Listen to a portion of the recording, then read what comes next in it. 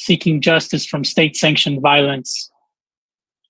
And we look forward to doing our due diligence and reviewing our reports and moving forward with our work. With that said, let's get started and move forward with roll call.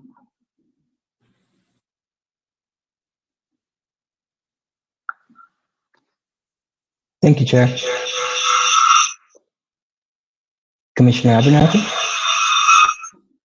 Present. Commissioner Amon?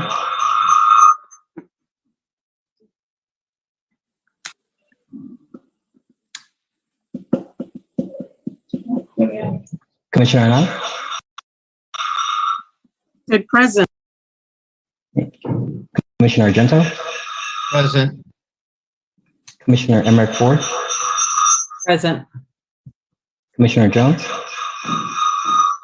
Present. Commissioner Lurvey?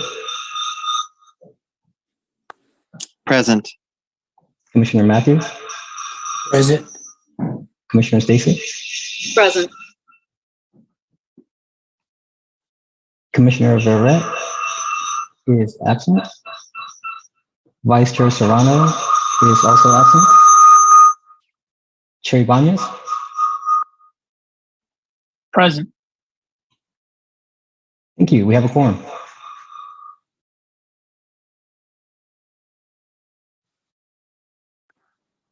And Chair, I'll just make a note. You've heard the name. We can talk about this more in the administrative items, but we're very excited to have a new commissioner joining us, but unfortunately with the fast turnaround was not able to join us tonight. So I look forward to talking about her a bit more and introducing her at our next meeting. Thank you, Amanda. We will now proceed to public comments on matters not on the agenda. Chair, we do have a few speakers. We will first start with speakers who have submitted a public speaker card, and then we'll move to anyone who maybe did not have a chance to submit a card and would like to raise their hand and speak. I will turn it over to Frankie to lead that.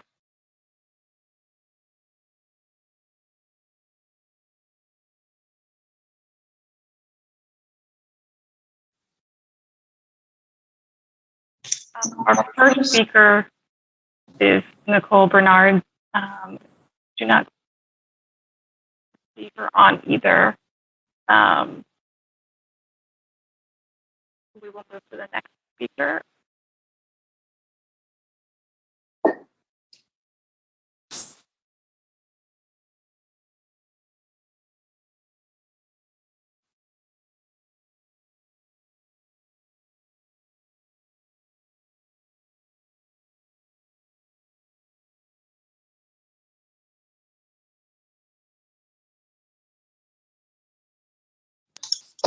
Heavenly Hughes, you can please go ahead and unmute yourself and give your comments.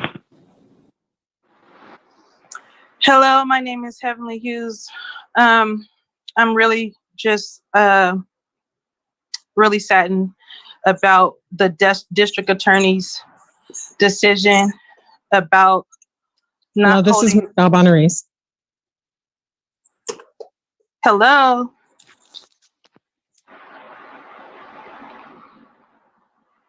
What the hell is happening? Can you guys hear me? We can hear you. I think that was just an accidental unmute. Please go ahead. We are listening. Oh, thank God I didn't start cussing y'all out. I didn't know if you guys can still hear me or not. So how many minutes do I have? 3 minutes. Go ahead. And I know there's a mix, so feel free to start over. You can start now. Okay, so just so you all know, Frank, when he speaks, it's an awful echo with every word that he says. So I don't know if you guys were able to fix that. I'll just say we all, the community of Pasadena and surrounding cities, feel like we've been shot in the back by the decision of the district attorney in regards to the officer-involved murder of Anthony McLean. The DA has made it clear he is not holding police accountable. Now it is time for you all, the city of Pasadena, the Commission of Oversight, and the city manager to show us what justice looks like, to show us that this type of misconduct and behavior of officers murdering Black men in the streets is unacceptable.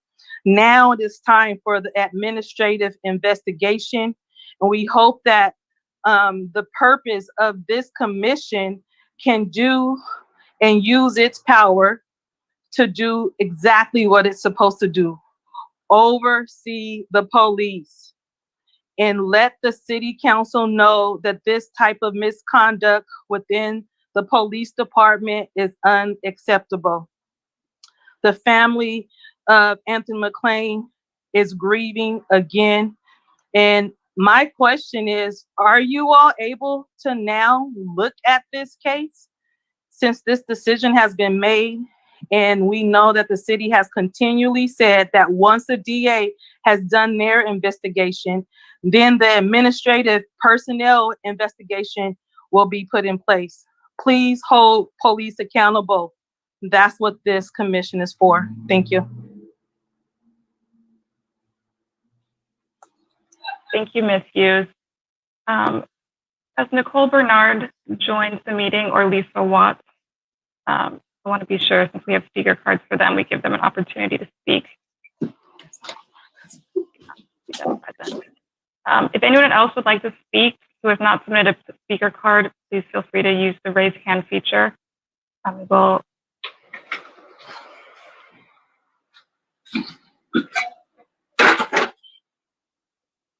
I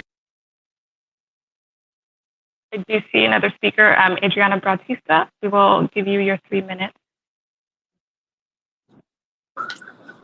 Hello, I'm calling very disappointed about the news that DA Gascon has decided not to press charges, and I want to encourage the commissioners to get a hold of the DA's report and to please publish it on the committee's page, as well as agendize a review of this report in next month's meeting, as this is very urgent to review in a timely manner.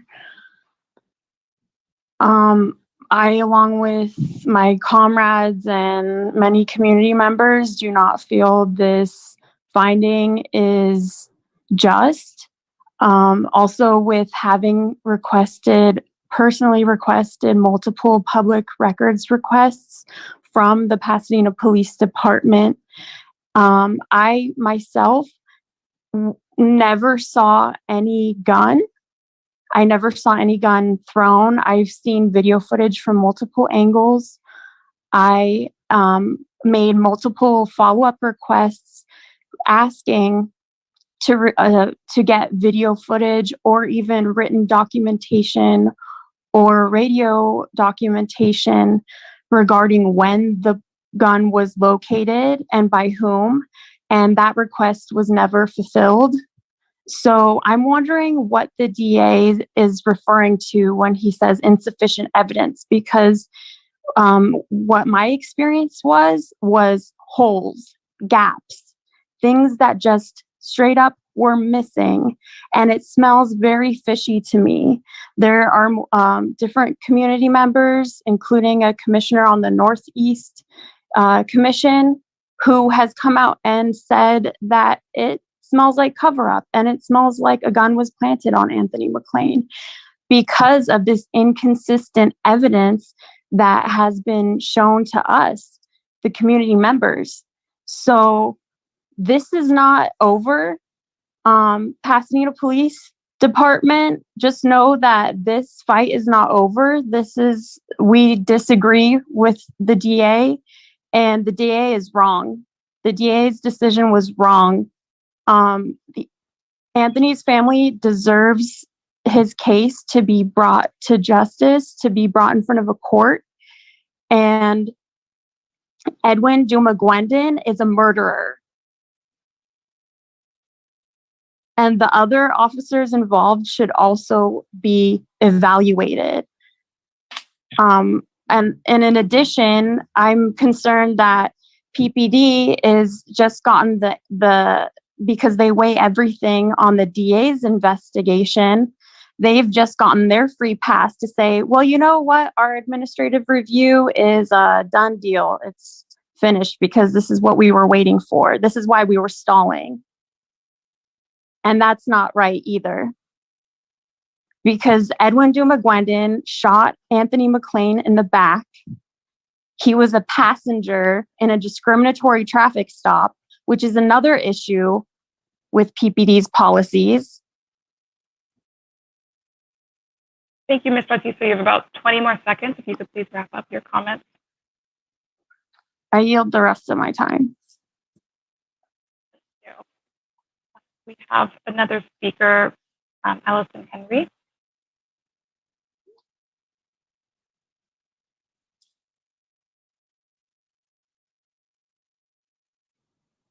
I'm sorry, maybe when people finish talking, Amanda, do they get kicked out the meeting to come back in again?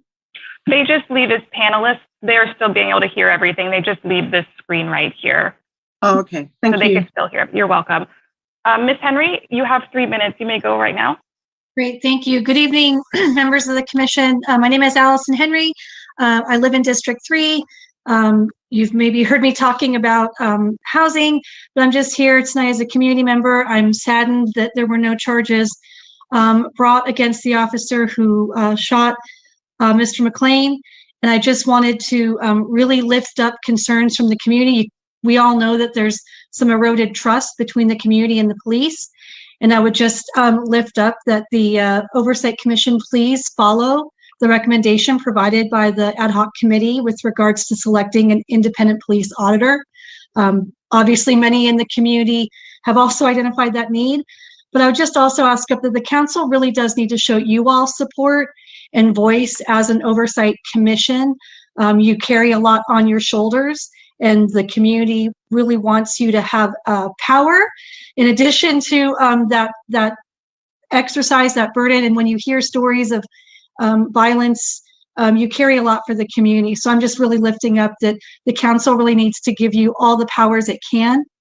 And this is one way we're going to address the needless and senseless violence of the police in our community. Those are my comments. Thank you. Thank you, Ms. Henry.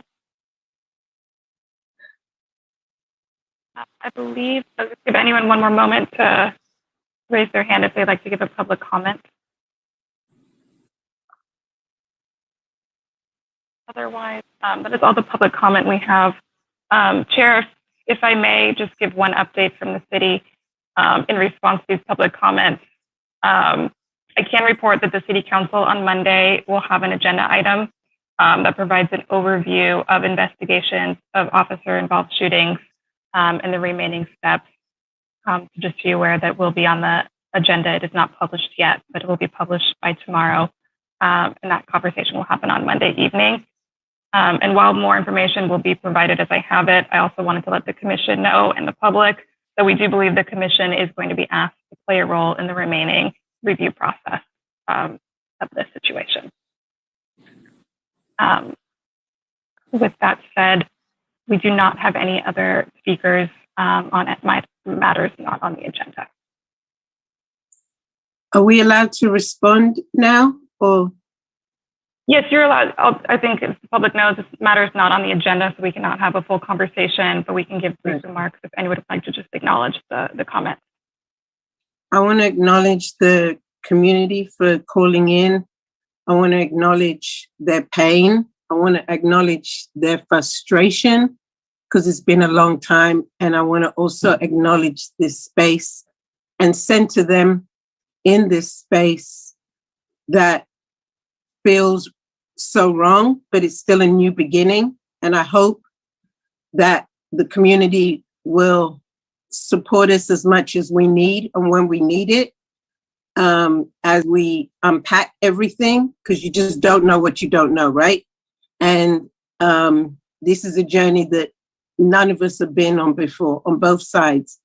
And so I want to acknowledge to the community that I can say for myself that the report means something to me.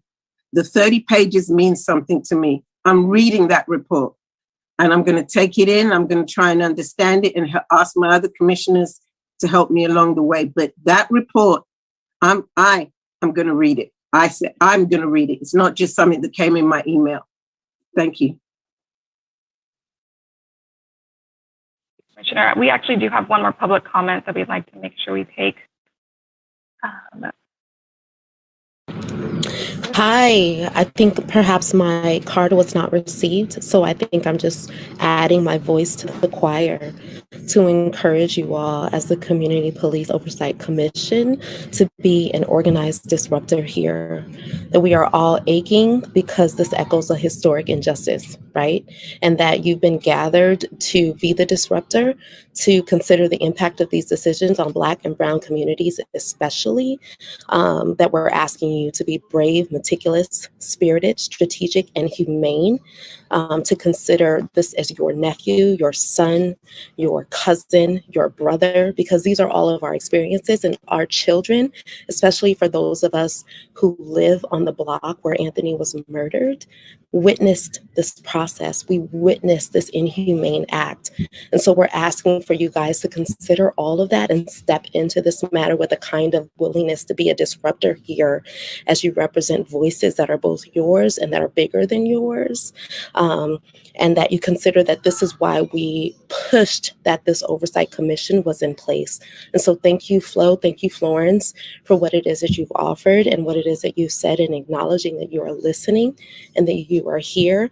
And I'm hoping that all of these comments continue to fuel your energy around this particular, not only decision, but the habit of the city in being violent towards our children and towards our communities. That is all. Thank you.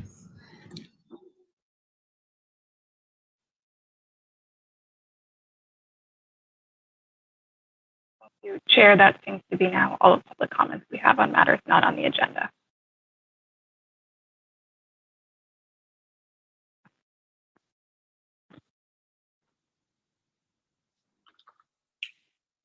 I just want to echo and thank the community for every comment that was submitted. And I encourage continuous comments as we move along with our work and we move forward with our work plans and reviews of the department. And I just want to echo everything that's been said and offer this space to the community to voice any concerns further moving along.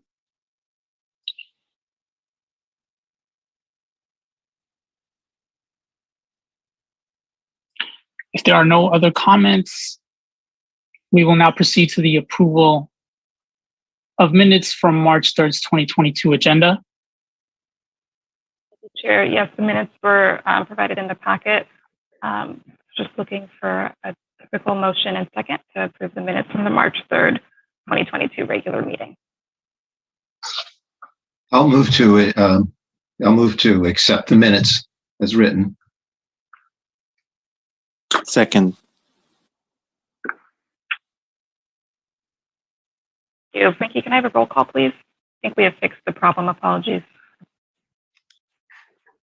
Commissioner Abernathy? Yes. Commissioner Anand? Yeah. Commissioner Argento? Yes. Commissioner Emmerich Ford? Yes. Commissioner Jones? Yes. Commissioner Lurvy? Yes. Commissioner Matthews? I'm back. I'm sorry. Yes. Commissioner Stacy? Yes. And Chair Ibanez? Yeah. Okay, thank you. Motion passes. Thank you. We will now proceed to staff administrative updates. Thank you, Chair.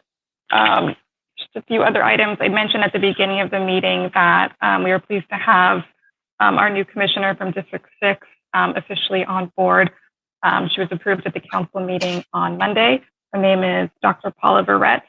Unfortunately, because of this quick turnaround, she's not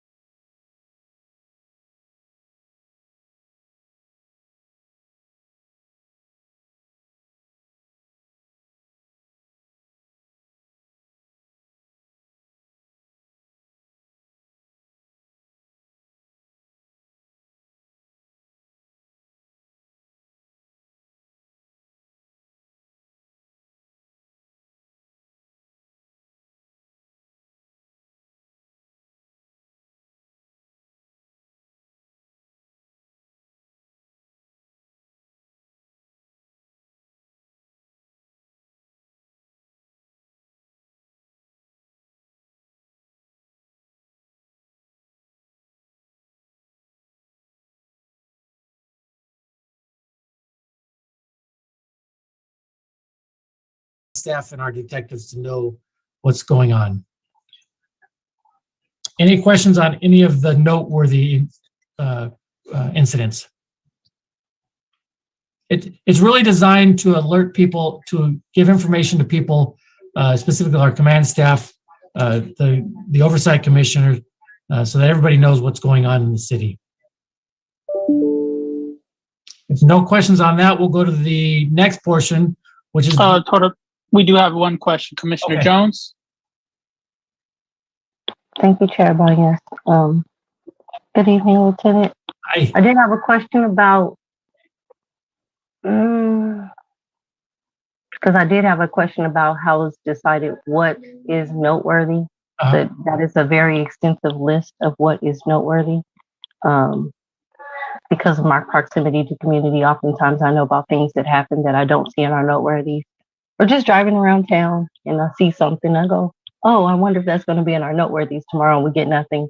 So I go, oh, I guess it wasn't anything too interesting, because there was 5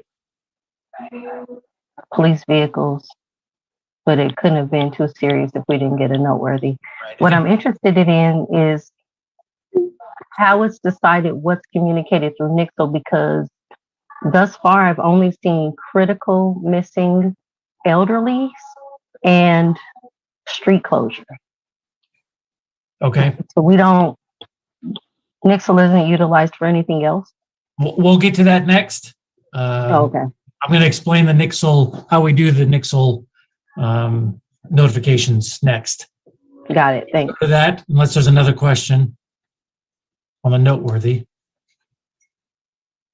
All right, if we can go to back to the PowerPoint. So the NIXLE system. I'll go through this real quick just so you have it. Information that we release. If Frankie, you can bring them all up for me. We do release arrested individuals' names, their city of residency, facts surrounding the arrest, factual information about the incident, and photographs of wanted individuals, and that's only to aid in apprehension. That is different from booking photos. Our policy is that we will not release booking photos of suspects that we've taken into custody. And go to the next slide and bring them all up for me.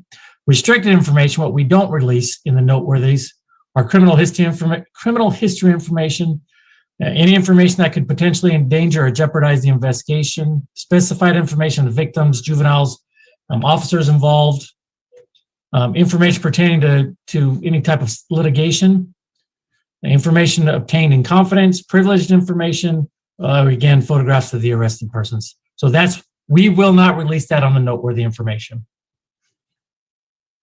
All right, let's talk about NIXLE. So I'm going to take you through the process of what the watch commander or whoever the person is that's entering the NIXLE notification to be dispersed out to people in the public. All right.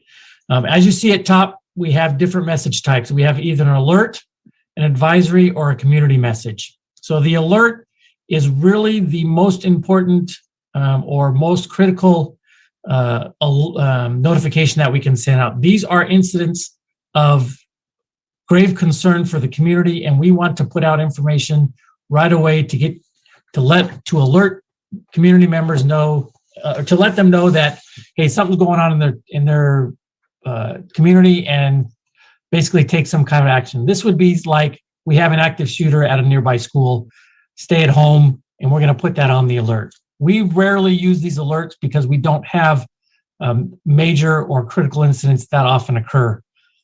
When they do occur, they are usually rapidly unfolding, and we don't necessarily have time to come out and enter these. So, but those can go out at some point. The advisory message, this is mostly the one that we use. Hey, stay away from a certain intersection because there is a collision, or basically just alert or advise the community that something's going on and we just want to let you know. Okay. And then the last one is the community option. Community option allows you to, can you go back there? Frankie. Community version notification is meant to provide you community information. All right. Go ahead to the next slide. Message template. So this is a pre-scripted messages that NIXLE uses to allow us to expedite the process of getting messages out. They have a whole list of things that we can use. We can change them up some, but it does allow us to put out incidents relatively quickly. All right. The next section is the reached recipients by. So we can either send it out email or text message. And it's important to note that anybody who is receiving these have signed up. So if you're not signed up, you can go to NIXLE.com and sign up, and they'll sign you up based on where you live. You have to enter some information, and you will start receiving these NIXLE alerts based on the community that you live in. Okay. This will also provide you information or instructions about the message, if there is anything that we want to pass on to you. And we're not the only ones that use this. Fire department uses this as well, but and you don't have to sign up separately. Once you sign up, you will get either police or fire notifications. We can go down to the next group is the recipients. This is an established message group. As you can see on the slide, we have NIXLE Wire Group. We have a Rose Parade group, which goes to a certain amount of individuals. If they've signed up and clicked on, they want to receive Rose Parade messages, they'll be the only ones who receive that information. All right. Or we can design it to go out to a geographical group. And that will send the message only to, let's say, we want to send out a message. If you can go down one, Frankie. If we want to send out a message to the area surrounding the Rose Bowl, we can specifically send it, geofence it to that group, and they'll be the only ones. Somebody on the east end of town doesn't necessarily need to know what's going on at the Rose Bowl. So we don't want to send something out unnecessarily. And I will tell you,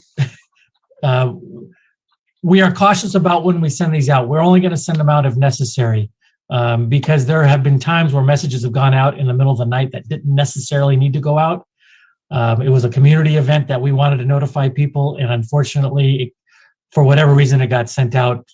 So we can designate when that goes out. But if, just like a geographical group, if it's occurring in the west side, the east side doesn't necessarily need to know about it. So we can narrow down the group that it gets sent to. And then next one, like I said, we can send it out now, or we can send it out for a future delivery date. And then we also have the option of when to cancel it. So this message will stay out there until we cancel it, or we set up a date and time to have it canceled.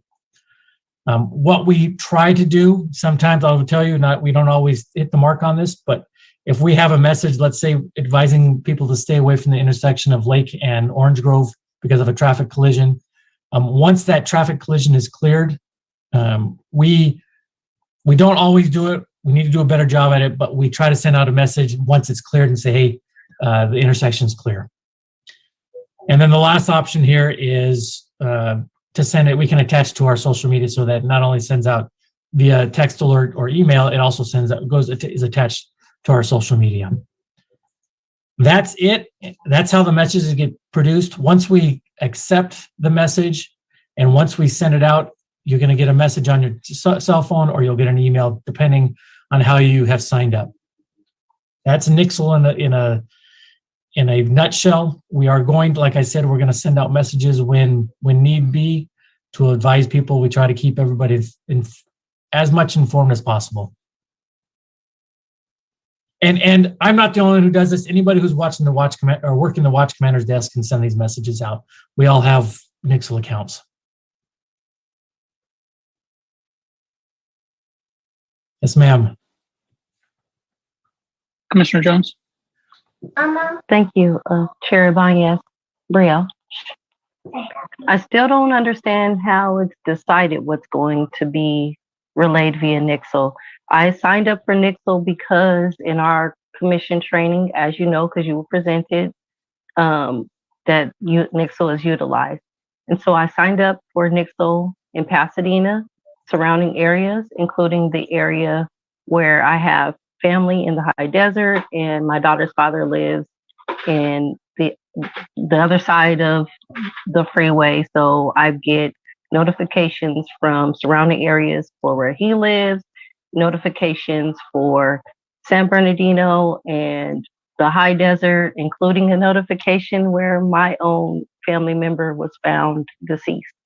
So I understand what can be relayed via NIXLE.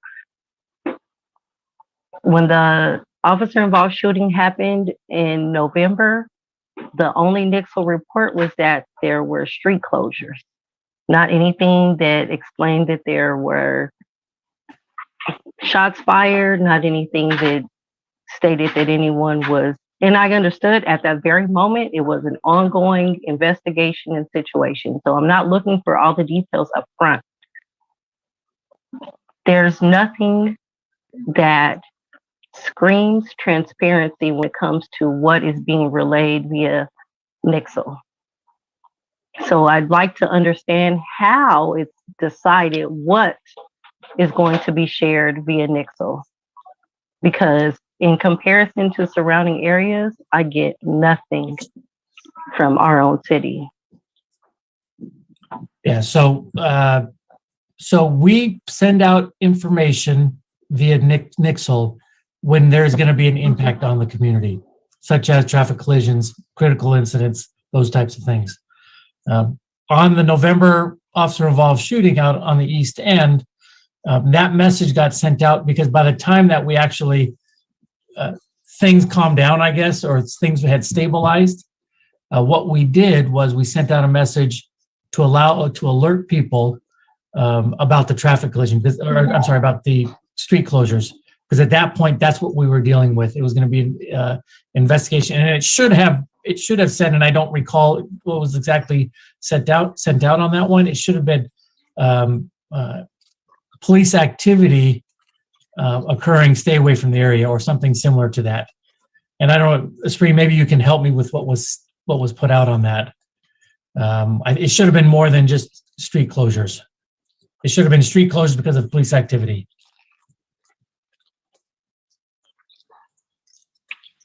Thank you for that, Lieutenant. Commissioner Jones has been having some connection difficulties. She's been in and out of the meeting since the start, so she should be back soon. I think she's there. And is she back? Yeah, I'll have to go back and watch the recording. I'm back. So, Lieutenant, would you mind recapping the last part that you said? Because I don't think Commissioner Jones got that. So, essentially what's supposed to happen is we send out information when there's going to be an impact to the community, whether it be driving conditions, closures because of police activity, or anything that it's going to affect, delay, prevent community members from accessing certain areas. What the intent is, and I will tell you I don't recall specifically what was put out on the officer-involved shooting from November, but the intent is, hey, we've got something major going on. Please stay away from the area so that we can take care of what we have. It should not have been, if that was the case for the November shooting, it should not have been just, hey, their streets are closed. It should have said street closures, there's police activity, street closures are happening. Stay away from the area. So I don't specifically recall what we put out on that one.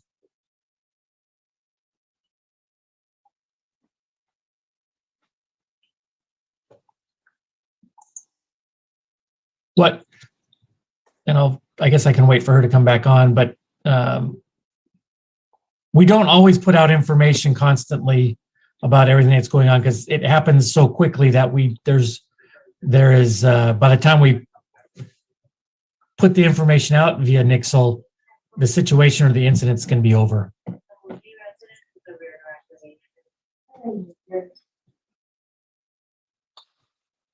I can absolutely understand that. Thank you for answering my question, Lieutenant. Thank you, ma'am.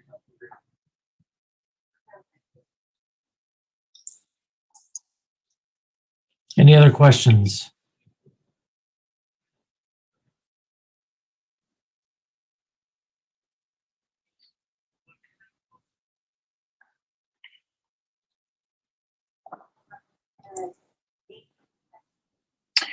It seems like we don't have any further questions for now, but thank you, Lieutenant, for your time.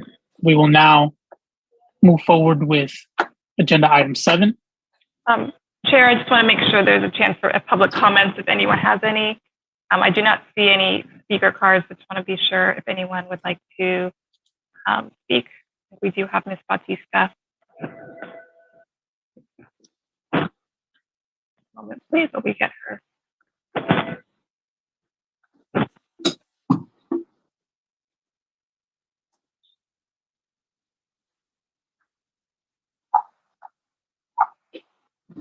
Okay, Ms. Bautista, you have 3 minutes. Hi. I just submitted a question in the Q&A. It's more about just how the meeting works. I just wanted to raise this issue to light that earlier after I had spoken with the comment not on the agenda. Maisie, you leaving? I was removed by the Bye, host. baby. I got a message that I was removed by the host. And I wasn't able to re-enter with the same email address because and when I tried that, it said you were removed by the host and cannot re-enter with this email.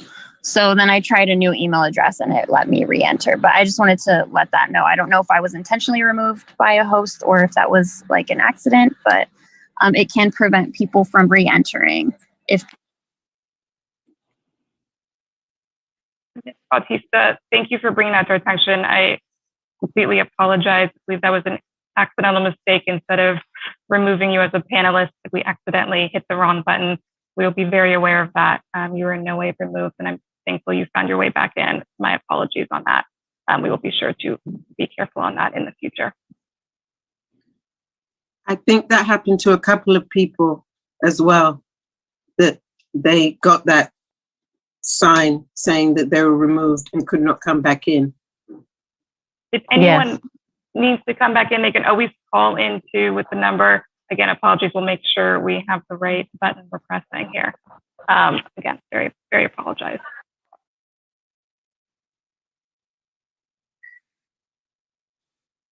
Do we have any other public comments on agenda item 6?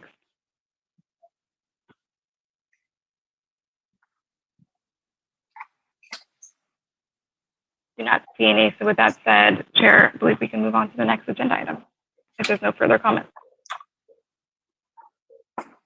Actually, we do have, I do see, I believe Ms. Heavenly Hughes does have her hand raised to give a comment. One moment.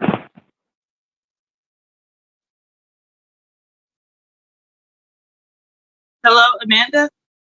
Yes, we can hear you. Amanda, this is Heavenly Hughes with My Tribe Rise. And after I spoke earlier, and I think I may have just stepped in right now and maybe heard Adriana talking about this. But this is a major deterrent from when you're trying to be involved with what's going on with the city, the commission, and you get kicked out and there's no way for you to come back in to participate. I really hope that you all can fix that. I was really disturbed by that. And so now I feel like I've missed half the meeting. So can you update me on what Chief did? Did Chief Cheryl Moody speak on any of the comments or the DA decision, since I was put out the meeting and couldn't hear what was being discussed? Ms. Hughes, yes, I'm so sorry. There was just a mistake in the panelist versus removing. There's no intention to remove you from the meeting, and we do apologize, and we'll correct that going forward. It will not happen again. Chief Moody did not respond. What was said on that agenda item is that it will be on the council's agenda on Monday to discuss the next steps in the investigative process to understand the overview of what will be happening, and that the commission, it is our understanding that the commission will have a role in the next steps, and that will be made more clear in the coming weeks. Okay, I thank you for that update. I hope Cheryl Moody is listening as well on this call, because Cheryl Moody, you know that the information that was presented to the DA was misinformation when they said that there was a gun on the scene and that Anthony McLean was holding a gun. You guys already admitted that that silver that was shown in his hands was his belt buckle. So it's just interesting to me that the DA would do an investigation with the evidence presented by the police. Like, how do you use evidence of the police to prosecute the police? Ms. Hughes, I appreciate it. Again, I apologize for the mistake, but we are off that agenda item, so we do need to move back to matters on the agenda. Since I wasn't able to speak, Amanda, earlier because I was pushed out and I felt very, I didn't like that. I should be able to have my time. Do you agree, Amanda? Yes, I'm sorry. I thought you did get your time and it was after, but if you can finish your comments, that's fine if you want to finish right now, and then we will move back to items on the agenda. I would like to ask the commissioners, does that make sense to you that they use evidence from the police to prosecute the police? Does the DA go further than the evidence presented by the police? Because we already know Chief Perez was covering up the murder of Anthony McLean. So if Chief Perez submitted the evidence, then of course the DA did not find sufficient evidence to prosecute and hold the police accountable. I really hope this commission, like I heard earlier mentioned, that you all will be able to review the DA's report in detail, and that, because I already reviewed it and it's a BS all in that. I mean, they already are showing themselves that they are telling the community a lie when you look at the evidence with the pictures that they provided with that report. Amanda, do you know if the commissioners have already looked over the report? The commissioners have all received the report. I cannot speak to their approval, but I appreciate your comments. And at this point, we're going to have to return back to the agenda item. Thank you. Oh, my.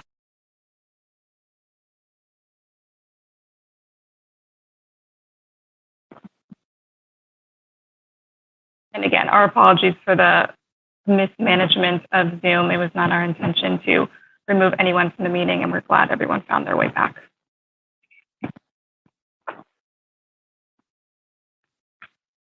With that said, Chair, I don't know if there's any more comments. There's no more public comments on item 6. I'd like to move on to item 7, or if there's any other comments from the commission.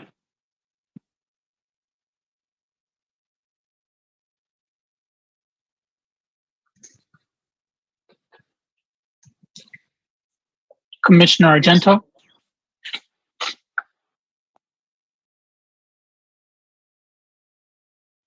Commissioner, you're muted. I received this report today. The access was sent out by Amanda. I started reading it. I hope to read it. I'll probably end up reading more than once and think about it. I'm confident that everybody in the commission is going to read that report. It's just so central to our origins and the issues that we're called upon to address in the ways that we can. Thank you, Commissioner. Commissioner Matthews? I too received the report. It's very extensive, and it's going to take time to read it 2 or 3 times to really understand what they're saying. And I'm sure Commissioner Argento, myself, and the other commissioner will be meeting to discuss our role in this. But it behooves everyone to take their time and really read it thoroughly, because there's a lot in it. Thank you. Thank you, Commissioner. Commissioner Jones? I'd like to also state that I received the report, and it is extensive. And due to my proximity to the matter, I haven't, to be honest, felt emotionally prepared to dive into that report because I don't want it to come from an emotional place. It directly impacted me because of where I live, but also my neighbors and community members who spend time in this area, were raised in this area. There's a lot to unpack. The impact on Anthony McLean's family has been significant. They've lost another family member, and in part due to receiving this information about the DA not prosecuting a family member just passed the same night. So I'm in a different space than most other commissioners as it pertains to that particular matter, but I will spend the time when I can separate it and view it objectively as a commissioner and not as someone who was directly impacted. This is significant, and I don't want any community member to think that our commission doesn't take matters of police incidents serious. That is the reason we are all here, because we understand the impact on community in various ways, and we do want to be a part of what changes the way policing occurs in our city, and hopefully it will radiate into other cities and say they can say, oh, Pasadena did this, maybe we should try it. But we have to get to the point where we're trying it and doing something different and showing and proving that it can be changed. Again, extensive, and it's definitely at the top of my to-do list. Thank you, Commissioner Jones. Commissioner Lurvy? To receive the report, I agree with Commissioner Matthews and the other commissioners that it's worth taking some time to really read it in detail and get through it. I'm assuming the report is available to the general public coming from the district attorney's office. That's a question, I guess. That's correct. It's a public document. It is. Okay, very good. Thank you.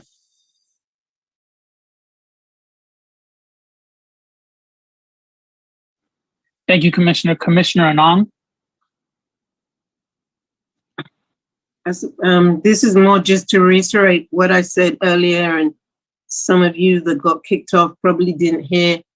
But yeah, the report is very important to me. The last report I read like this was J.R. Thomas, and that report was double the size. And that report was very, very, very hard to read. And so this one, and also sent me on the trajectory of where I am today. And so I do feel very responsible in centering this journey in the fact of every community person that called in, every community person that wrote a letter to have the Oversight Commission created, every community person that got out and protested over that summer. That's the seat that I sit in. And that seat means that, yeah, that report has to be centered in the grief, in the sadness, in the frustration, but also in the hope, and also in the rebuilding of something that can be a great messaging and understanding for the community to start to travel down, and also the police start to travel down. They've been down a one-way street with their narrative, their way of doing it, and it's time to have equity at the table. That's all. So yeah, this report is something that I cannot learn by myself, and I hope that the other commissioners understand that it's about coming to the table and learning something from each and every one of us, and hopefully the ad hoc policy department committee will really bring meat to the bones on this one. Thank you. Thank you, Commissioner. Commissioner Abernathy? Thank you, Chair Banyas. Yes, agreeing with the other fellow commissioners that yes, I received it and have just begun to look at it just because of time. but I will be taking, of course, a thorough review of it and look forward to the perspectives of fellow commissioners. But this is also why the IPA's expert eyes are critical in this process as well, because in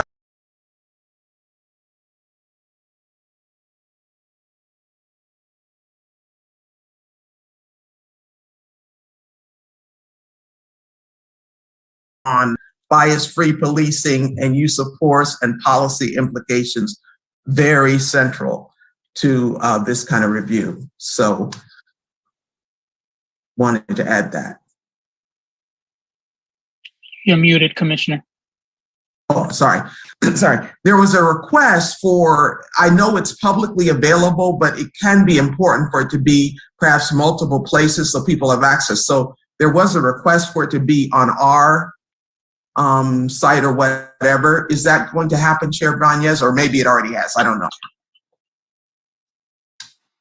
I was just going to say we will work with the city to make that public on our website. Thank you, Commissioner. Commissioner Emmerich Ford.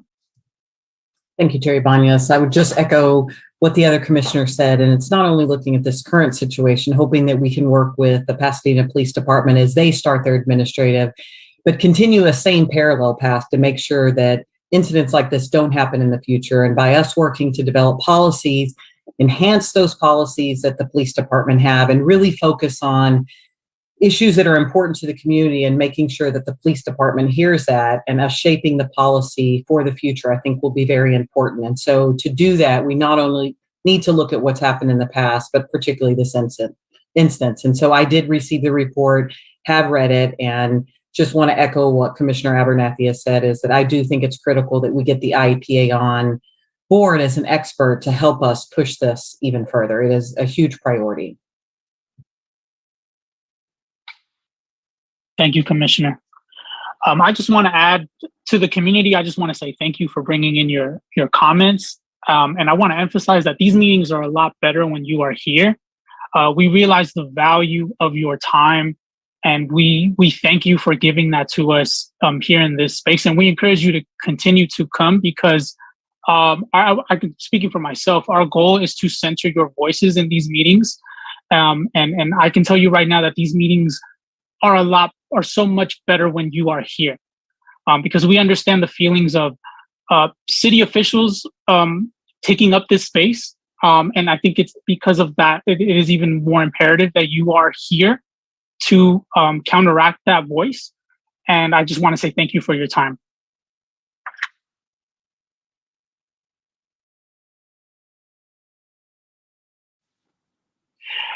Commissioner Anong, your hand is up. Did you have another comment?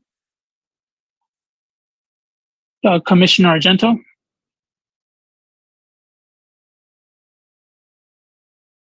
Muted, Commissioner. Yes, I think there'll be times that the city's reaction to something, or city officials' reactions, will be different than what the communities or segments of the community's reaction would be. But I think there's also going to be times when the city officials, people responsible, will have a similar reaction, and we just don't know. Don't know at this point if there's an official city position on the adequacy of the report from District Attorney Gascon. I mean, that is a possibility. I don't know if it's within the city's business to review it or to take it up in terms of whatever administrative process they're going to go through. But I think I want to be open-minded to the people who work for the city, and there will be times when there'll be disagreements.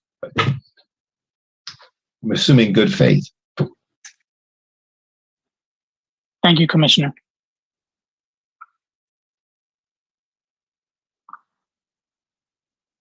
With that, Chair, I think we've gotten past the technical glitches and can now jump back into item 7. That's good for you? Sounds good.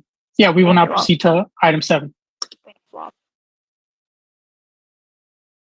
Agenda item 7 will be presented to you by Lieutenant Aguilar, I believe. This is going to be a presentation of Pasadena's Police Department's Youth Prevention and Intervention Programs.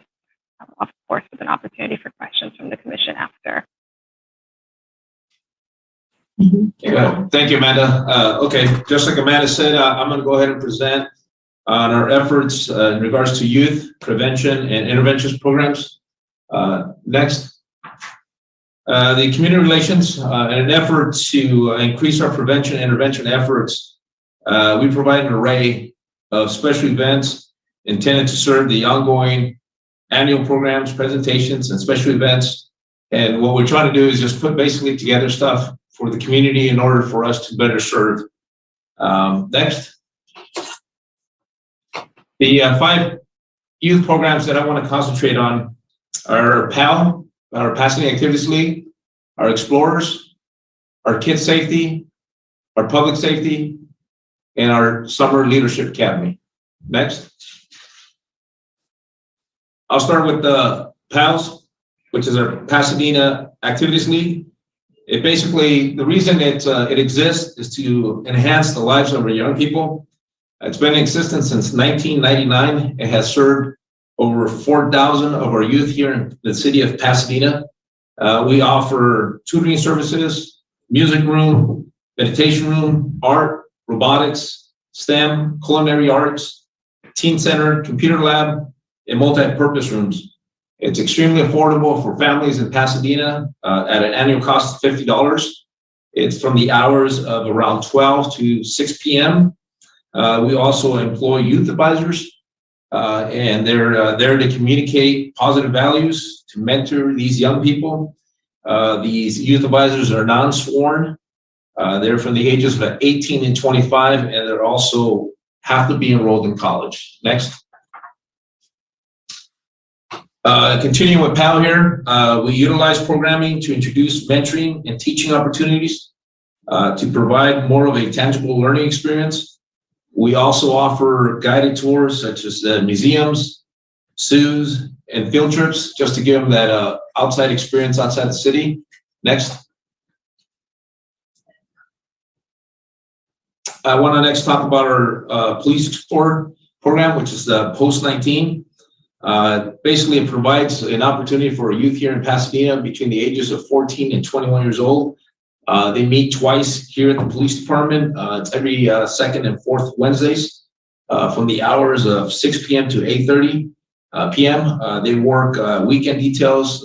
Sometimes you'll see them out there at the Rose Bowl and city events. And what that does is, although it's a volunteer program for them, the monies that they earn go back to them by helping them pay for all their activities, such as the competitions for the Explorer Post, social events, trips, for instance, going down to San Diego, Big Bear, Palm Springs, Dodger Stadium, the beach, and amusement parks. And something just exciting that we're just unveiling this week. It is our first ever Pasadena Police Department Explorer Program Academy. It began this Monday and should conclude tomorrow. We have an additional 20 new explorers on that. We will be also presenting later to either public safety or city council of our new explorers on the program. Next. Next I want to touch upon is our Junior Public Safety Academy, which is also known as a GPSA, and our Kids Safety Academy. I'll start with GPSA. Is a joint venture between the Pasadena Police Department and the Pasadena Fire Department. Approximately 50 local youth participate in a 5-day seminar designed to provide hands-on experience in the area of law enforcement, firefighting, and emergency medical responses. Now, the Pasadena Kids Safety Academy is a 5-week course, and that's a little bit different. It goes from the ages of 6 to 12, and it's an array of different classroom topics to include the role of the police in the community, stranger danger, fire safety and disaster preparedness, bicycle laws, safe practices, healthy diet, nutritional education, and when to call and how to call 911, CPR, first aid, and internet safety. Next. Next one I'll touch upon is our Summer Youth Leadership Academy. It's basically a conference designed to acknowledge the efforts of our student leaders here in our community, and it gives them the opportunity to enhance their leadership qualities through educational and recreational activities at no charge to the parents. These young leaders, basically, we're putting together a network for them where they can connect with each other and different organizations within the city, and keep them always constantly connected within the community. Next, please. I want to also touch up on some of our preventive efforts. As you can see, our neighborhood services unit here, they're basically liaisons to our service area lieutenants. They facilitate neighborhood watch, block parties, outreach, and educational presentations. You'll see sometimes our curbside coffee chats. They conduct security inspections, stranger danger, like some of the stuff I touched on, crime prevention, building tours, community police academies, both in English and in Spanish. And their efforts concentrate on prevention of crime and identifying crime trends for awareness, either be specific areas in our neighborhoods or in our business districts. Next, please. Next, I want to touch upon our community outreach officers. Another type of preventive effort, and in our community outreach, they attend, give input to either regular or just ad hoc community meetings throughout the city.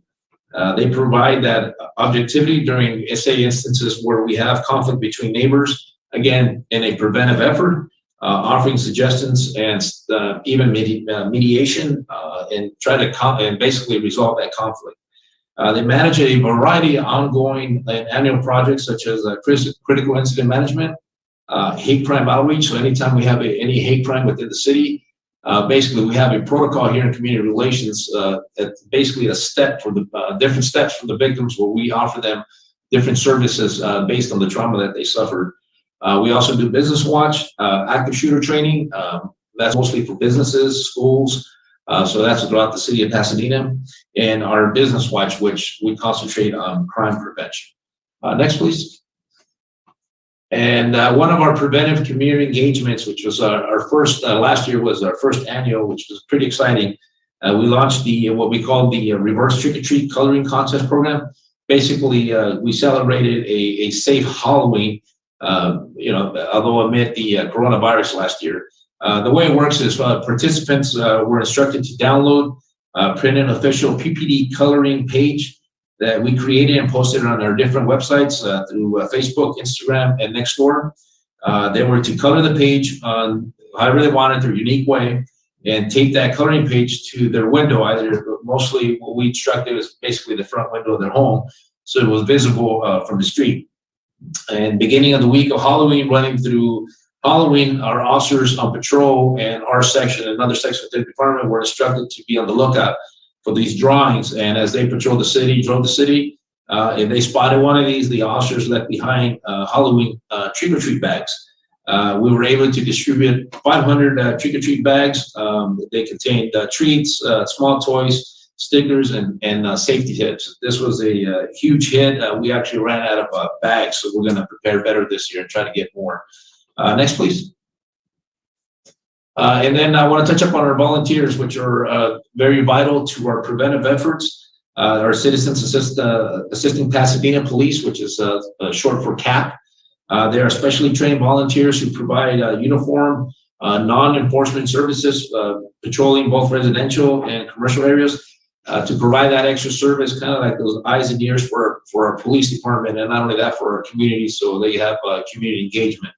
All our volunteers are mostly from the city of Pasadena, have some type of connection with the city of Pasadena, either work here or live here, which is also important because they're the ones who are representing us out there. Volunteers assist with the citywide crime prevention efforts. They pass out flyers for us. They show up to our meetings, and they do also, you'll watch them during or see them during parade watch, and are also part of our operations in regards to awareness during Christmas and high shopping areas on South Lake. Next, please. And the last thing I want to touch upon is our efforts through social media. It's another preventive effort. It allows us to, allows us for the dissemination of information. This information could be crime prevention tips, wanted flyers, crime bulletins, or major incident notifications and updates. This social media allows us to share this information on a larger platform, where our community events allow us probably to speak with about maybe 25 to 50 people, depending obviously on the event. This social media allows us to be able to reach thousands in one post. Next, please. And thank you. If you guys have any questions, please.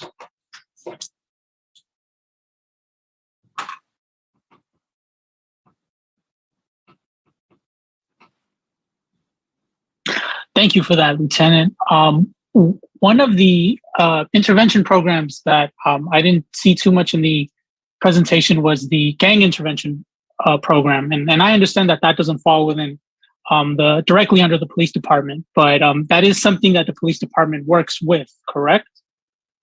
Yeah, that's correct, Ro. What we actually do, myself, where I used to work for the gang unit, which obviously, we no longer have, we still get requests from either parents or guardians to sometimes do that intervention and do home visits.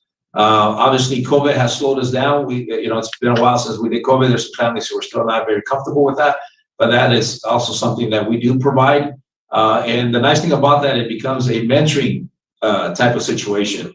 And again, it's what's allowable by the parent and how they want us to conduct it. Parents are also very involved in that.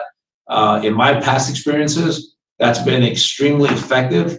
I wish I can give you a number of how many kids we've probably prevented from joining disruptive groups or gangs, but that's been something that's been very, very useful for us. Thank you for that. And it sounds like the department has a lot of hands-on work in regards to this program. So my question is, why doesn't it fall under the police department? What I just mentioned does fall under the police department. If you're speaking about what there are other preventive, I know we have other efforts in the city. That's different than us. Is that what you're referring to? I'm talking about the gang intervention program specifically. Yeah. Yeah, correct. There's some that I know that the city has. That's different than ours. Correct. And why is that not under the police department? That's a good question. That was something that was sought from our city hall. I know some people are more comfortable with having a preventive effort away from the police department, and I understand that. But what we do here is what I just talked about earlier.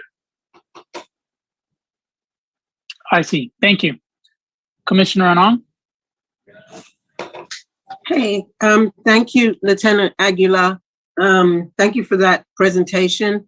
I actually have 2 young people that want to become police officers.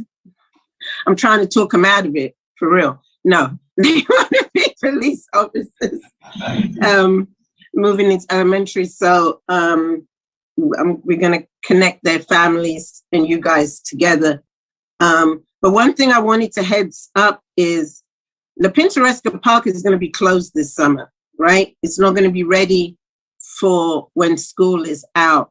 And I'm really hoping that in some of your prevention stuff, especially with our young people, our teenagers and young adults, that some creative out of the box things can be thought about for that area.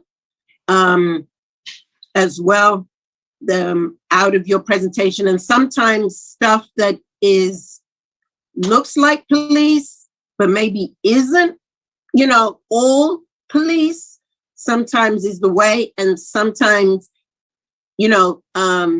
maybe having the police structure behind it, but the police front is not always there, and maybe utilizing and having better better relationships or taking on some of those young people from that area might, is an idea, but I really wanted to push that forward because summer is approaching. We're in April, the end of May, school is out, and the parks, it will only be Jackie Robinson and Billa, and if La Pen is down. So I kind of just really wanted to have that conversation because a lot of the families in that community have been discussing that as like, what does that look like for us? Because as you can see on a day like this, nobody's feeling that comfortable to have their kids just play on the street. Those days are low key over, right? And so, have you guys thought about that as you're going into as you're going into summer? Yeah, and Florence, you bring up a lot of good points. As a matter of fact, last year when we had some other forums with you, some of the stuff that was said, it was that we have programs but we weren't aggressive enough in putting them out there. So what we started this year, and just so everybody in the community doesn't know that we do listen, we started a pilot program with our kids' safety. Is currently at a Victory Park. And our next pilot program is going to be at Robinson Park. And what it is we are trying to take these programs now to the kids instead of having the kids come to us, because we understand sometimes there's some issues with that communication or delivering that message. We have certain programs for these kids. You know, we're going to continue to be aggressive in that instance. Like, for instance, I just mentioned the Explorer program. The pandemic destroyed our Explorer program. But then we brought back a former employee who had retired, who just is wonderful with kids, at the direction of our chief. And, you know, he's been able to gather kids from our community. And these kids represent our community, look like our community. And that's what we're most proud of. And we will continue to be aggressive in that and continue to get these kids, because we want our neighborhood, our kid neighborhoods, to be in this police department. So, you know, I say, Florence, yes, please encourage them. You know, I think that's when you're looking at transparency and you're looking at that relationship with the community and police, what no better example than having your own community work at the police department. So we welcome that. And that goes for any of you there in front of me now, that, you know, we have positions available with the youth advisors. We're trying to hire youth advisors to take care of these kids, to mentor these kids. We have this Explorer Academy that, you know, between the ages of 14 and 21. And, you know, talking about this retired sergeant again, you know, Glenn Thompson, we're trying to even reach kids under the age of 14. And we're trying to see if we can build some pre-Explorer program. So we're trying, we're being aggressive. We're trying to see where we can do better as a police department to reach out to this youth. And, you know, Domino and I are part of the community relations. We welcome any suggestions, you know, anything that makes us better. So I appreciate it. And is there any future, last question, is there any future work to be done? Because a lot of the kids and a lot of the older kids talk about the work that was done with OBA, you know, taking kids out into the mountain, up, you know, outside Pasadena into Altadena. Will some of that work also come back? Because I think the kids, you know, really, really miss that experience. And obviously because of COVID, it has been a very kind of a mental space for them as well to kind of get out in the open. So maybe, hopefully there'll be some thoughts to maybe partnering with groups like OBA to do some of that kind of work. Yes, and absolutely. Again, COVID is what destroys most of these programs. Like, for instance, the Summer Youth Leadership Academy, that's exactly what you're talking about.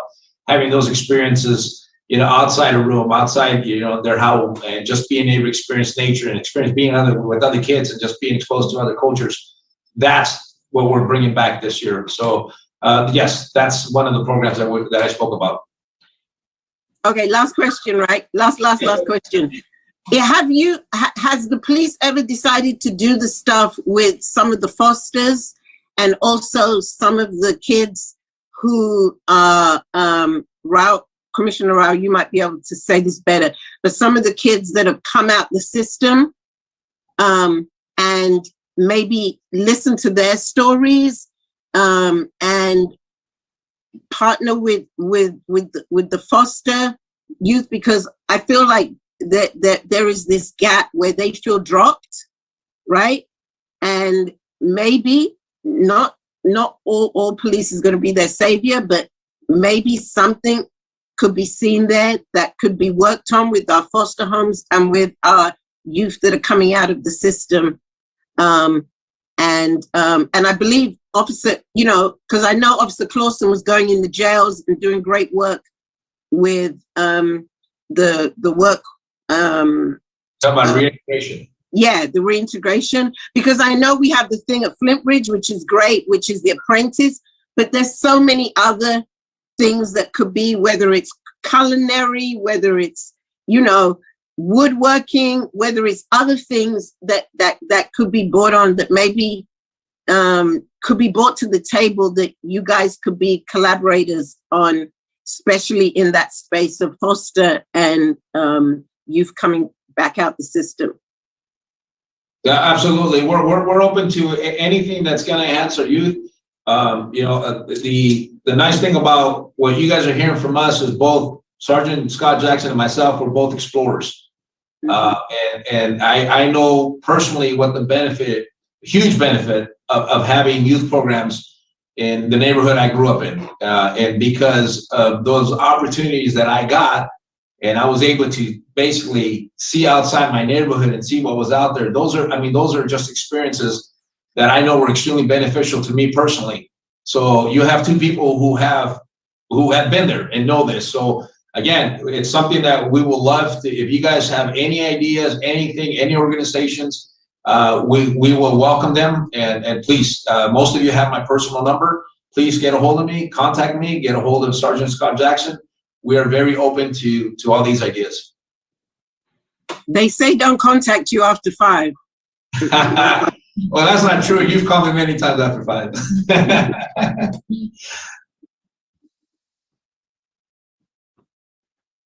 Thank you, Commissioner. Commissioner Jones? Thank you, Chair Baez. Lieutenant Aguilar, I think what I started off with as a thought was a comment, but I think it is definitely shifted into a question.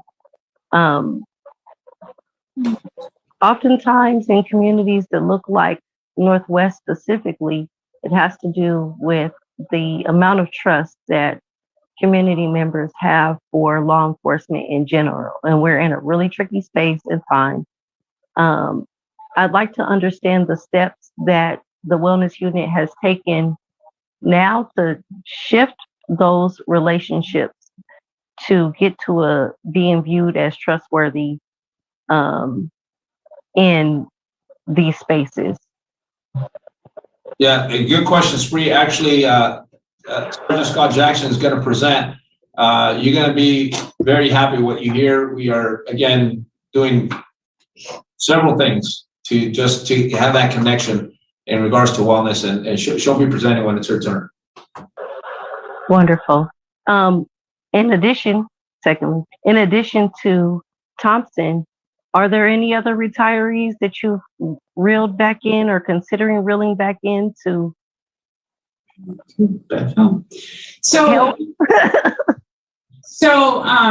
And it'll kind of get a little bit ahead of what I'll be presenting on is we do have a retiree, Beverly Bogar. So some of you may be familiar with her, but if you're not, she worked here in our department, specifically out of the chief's office. And we have her back, and she's going to be working with me directly on some outreach and intervention programs. And I'll talk a little bit more about that during my presentation. Wonderful. I'm looking forward to it. Thank you.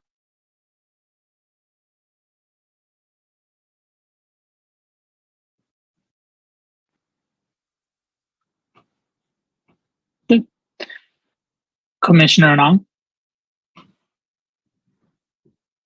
Oh, never mind. Amanda, do we have any public comments on this agenda item? Thank you, Chair. Yes, we do. Ms. Bautista would like to speak on this agenda item, so we will move her into the meeting. One moment, please. And if anyone else, while we're getting her in, would like to speak, please feel free to use the raise hand feature.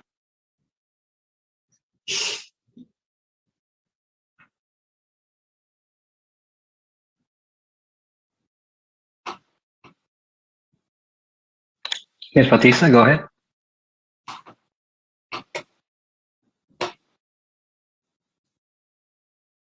Ms. Bautista, it appears that you're muted. If you can unmute. Okay, thank you. I wasn't aware. I would like to first point out that Officer Aguilar has stated a threatening joke to my comrade Jasmine Richards Abdullah about a year and a half ago, after Anthony McLean's vigil was thrown away by city maintenance workers, and PPD was using a show of force with their mobile command unit in La Pintoresca Park. Aguilar told Jasmine, "Oh, I stopped by your house. I stopped by to say hi to your mom," which was just like a disturbing, weird joke, if you could consider it a joke. So I just hope that he's not spreading that vibe to the youth that he's working with. And in regards to the youth programs, it looks like PPD does have multiple and well-funded programs. So it would be, I think, useful if PPD is able to report their attendance numbers of students to the commission to make sure the program is being communicated effectively. And also for youth programs to be expanded citywide, not just at PPD, especially in light of the ROSE program being cut during COVID. I also heard mention of a hate crime unit. It seems like officers need to be educated on this, because there was a hate crime in Old Town 2 weeks ago on March 24th. LGBTQ folks were attacked in Old Town at the bar on the corner of Raymond and Colorado after a drag show. Men from a car came out and struck and knocked out a gay man who was in attendance with trans folks, and they received no help and no support from PPD. They were actually posting online asking community members, please help us find the people who came out and attacked us in this orange vehicle. So there does need to be more education on the hate crime unit or hate crime resources and expansion of this, especially for the officers who are serving on the force right now. I believe this also sort of created like a domino effect. A pedestrian got run over because the men who were attacking also came trying to pull someone out of their vehicle, and who in response accidentally stepped on the gas and hit a pedestrian. So hate crimes are very serious and they should be taken seriously by PPD. And for PPD not to be taking it seriously when it happens and then educating our youth on it, that raises a lot of flags for me. And I think that we might even need people who are more sensitive and more experts on this subject to teach PPD more about this and how to implement care for victims in similar scenarios. Thank you, Ms. Bautista. Do not see any other comments at this time, Chair.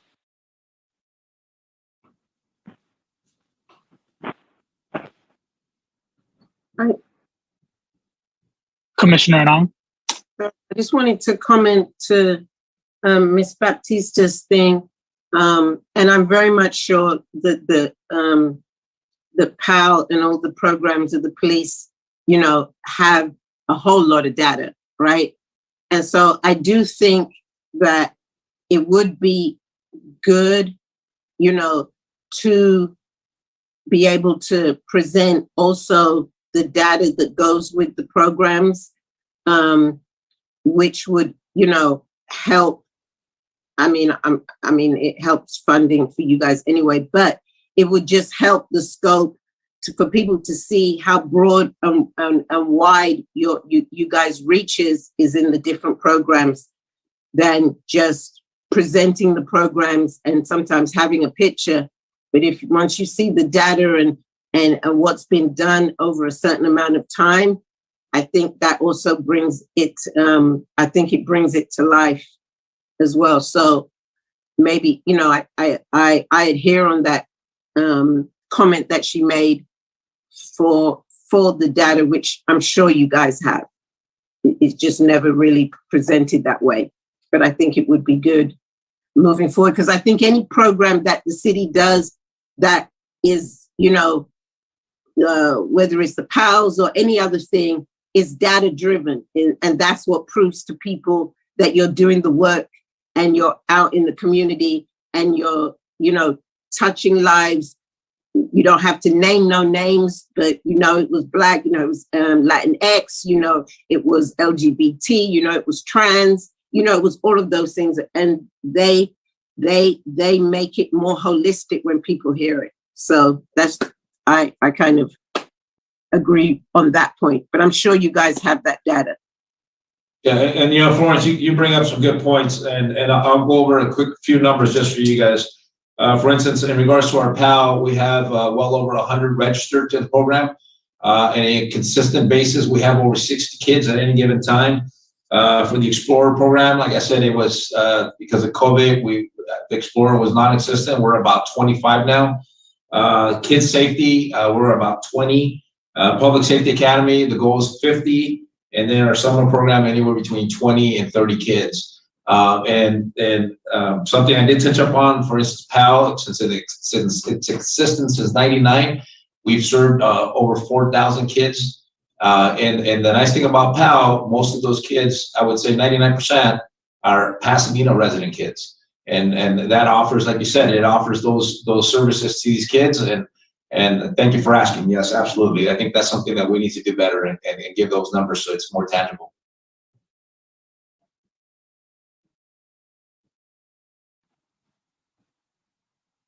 Thank you, Commissioner. Amanda, are these data points, are we able to get these and publish these on our website?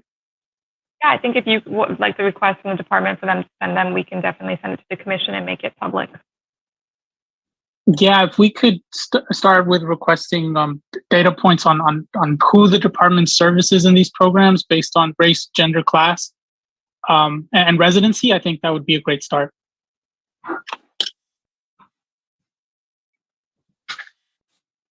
Wonderful. I will happily follow up with the police department to get those published for you all. And if you had any questions, we can always agendize it again as a follow-up, but we can make sure that comes even sooner than our next meeting. Sounds good. Thank you.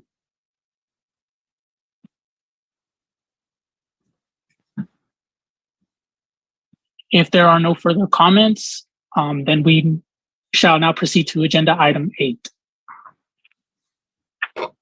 Thank you, Chair. And I believe they will be doing the same presentation, although Sergeant Scott Jackson will be leading it. This will be on an update to Pasadena Police Department's Wellness Unit and the Mental Health Program. All right, thanks for having me back. I know the last time we saw each other was back when we did our training. Okay, you can go to the next slide, please. So just to kind of go over where we started with identifying our goals, which as you can see up there, develop, implement, sustain a wellness unit that strengthens our physical and mental health of all department personnel. Promote wellness and remove challenges for people within the organization to get the assistance that they need. And we recognize that when overall wellness exists, that our personnel are less likely to cope in unhealthy ways. And so part of our goals is to make sure that we support our personnel so that so they get those services that they need. Next slide. And up here are the responsibilities. Again, you all saw this when I first presented for the training. And again, my position is to serve as a department liaison. What we do and provide for our department personnel are critical incident responses for our personnel. So we do the initial contact, and then we also do the follow-up. We provide department-wide training. We support those individuals that might be off due to an injury or due to administrative reasons. We support our recruits and trainees that are in the academy, and we also support them as they're transitioning out of the training, out of the academy into the department and starting their training. We're constantly doing research and development to ensure that we are getting the best resources for our personnel, constantly collaborating in the industry to make sure that we are meeting the needs of our department, and also looking at some of the innovative things that other agencies are doing as well.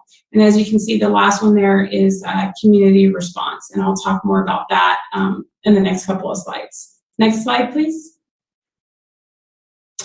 So some of the training that we have talked about prior and that we've been providing to the department is emotional survival training, which takes place with our new officers when they come in. Really delving into emotional intelligence so that we can have better interpersonal communication skills within our organization, which then supports our officers so when they go out into the field to have similar styles of communication as well. We address post-traumatic stress injury as well as disorder, suicide prevention, maintaining physical wellness, meditation and mindfulness, trauma-informed care, and procedural justice and implicit bias. Next slide, please. So these are some of the things that have happened or been implemented since the training that we provided back in last year. So one of the things that we acquired was the grant, and again, I'll talk about that. And we also have been doing department training. We've kind of really worked on re-implementing our chaplain program. I'll explain to you a little bit about what trust means or what that acronym stands for, our intern program, some of our wellness apps that we are going to be researching and hopefully implementing very soon, and our family wellness day. Next slide, please. So there you can see the LEMAW grant, which stands for Law Enforcement Mental Wellness Health Act. And that was a grant that we applied for back in June of last year. And we were awarded the grant in October of last year. And that grant is a federal grant through the COPS office. We received $125,000 over 2 years. And the grant is going to give us the ability to provide training seminars for our peer support team members as well as all department personnel. It will give us the ability to implement mental health resources through mobile apps and also provide funding for mental health and awareness training for all department personnel. Next slide, please. And again, some of the resources that we currently use, not necessarily contract with, but that we can refer our employees out to, we have those up there. Next slide.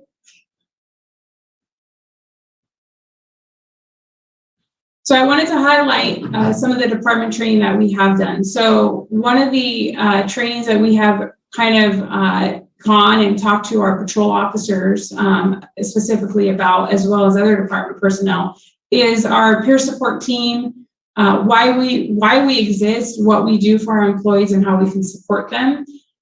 We have a contract with a company that is First Responder Psychological Services. And this agency has a group of psychologists and psychiatrists that support our department and really help our personnel handle some of the everyday stressors that they may encounter or that they're dealing with. Back in January, we had a representative from Young and Healthy come to our department and provide trauma-informed care. And really one of the great things about that presentation that she did was really to get the officers to understand it's not a matter of, what's wrong, but what happened. And that kind of, the reason for that training was to get the officers in a different kind of mindset when they're approaching different situations. Resilient leadership, that training is going to be happening next month. And that one really is going to assist our supervisors with detection signs, looking for things that they might see in their personnel. And if they see things that they can kind of get ahead and be preventative, then that training is going to really train or give our supervision some tactics, some things that they can use, some techniques to intervene if they need to. And then the last one there is emotional survival. And again, I touched on that a little bit earlier, that our goal with wellness is to really catch the officer when they first step into the building, when they get hired. And so we constantly want them to understand the importance of that emotional survival, and understanding that, working in a stressful job, it's important to talk about those stressors. It's important to process those things. It's important to figure out ways and avenues to support them and their families. Next slide. So for our physical wellness, we have a yoga instructor that comes to our department and provides yoga training, which has been proven to kind of help our personnel become centered and give them some breathing techniques to help them while they're handling calls, after calls, just those techniques and tips to kind of just manage. And then also the really great thing about this company that we work with, that they work with law enforcement personnel, so they kind of understand some of the things and some of the stressors that we see that are very unique to maybe some of the other stressors that others might see or experience. We also worked with NutriShop, and what they did for us is they brought in some special machines that did some body scans for anybody that was interested. And what that body scan does is kind of gives them an overview of their overall health and help them. And once the person got their body scan, which only takes a few minutes, then the NutriShop representative sat down with those individuals and just talked about ways that they can feel better, maybe sleep better, and things like that. Next slide. So we recently added, the last time we were here together, we had about 10 members on our peer support team, and we have since added additional members to bring our numbers up to 17. And those team members include sworn personnel as well as professional staff. And we also have individuals that were nominated by their peers. And we know that as peer supporters, when you have people that you trust and you have people that you feel comfortable with, you're more likely to reach out and get the assistance that you need. And as you can see, there is the training that is provided, that's mandated by POST, which is the police officer standard training that all of our peer supporters have to attend. Next slide. So revamping our chaplain program, back in January and February, we did an orientation where we reached out to the churches, all the churches in the city of Pasadena. And we sent them some information expressing our interest in having them participate in the chaplain program if they so choose. And back in March and a few interviews in April, we conducted some interviews and we're working on the selection process at this point. And again, for training, it will be standardized training that our chaplains will attend. And that will be inclusive of peer support training, a chaplain training that is hosted by, mandated actually by police officer standard training. Next slide. So up there you can see trust, and I know that there was a question in reference to some of the things that we're doing to support the community. And trust, as you can see, is Trauma Response Unified Support Team. And if you take a few moments and kind of read what the mission is, and up there you can see that the mission is to provide a source of spiritual and emotional support, guidance, and crisis intervention for all the members, not only for this inside our department, but for community members, specifically following critical incidents. And that was something that we had not implemented when we were last together. So that's something that we're moving forward with and implementing. Next slide. And so the trauma response unified support team will consist of our peer support team members here in the department, the chaplains that will be working with us here, and also mental health professionals. That some of the mental health professionals that we will be using will come from the Department of Mental Health, and also they will also come from the social work program through USC. So there will be students that will be here assisting us. Next slide. And there, as you can see up there, the Msw Intern Program, which again, we will be entering into an agreement with USC, and our goal is to at least get 3 interns. We would like to have more, but we're going to start likely with 3. They'll still have to go through a process that will be vetted through our department, our section here in community relations, just to make sure that they're going to meet the needs that we need here. And then they'll also go through an orientation and an onboarding process as well. Next slide. And Mindbase, which is earlier I mentioned about a mobile app and how that can support our personnel and our families as well. And Mindbase isn't the only company necessarily that offers this type of resource, but we have other organizations that we're looking at as well. So that will be something that will be another supportive option for our personnel within the organization. Next slide.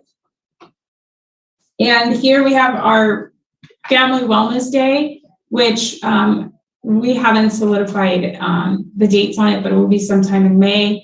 And at that Family Wellness Day, it's really just highlighting the support that our families do give our personnel throughout the different incidents or different things that they're managing and handling. And at that event, there will be different things to address wellness. So it'll be emotional support, it will be physical support, it will be spiritual support. So there'll be a wide variety of vendors that are providing services, or at least those resources for our personnel.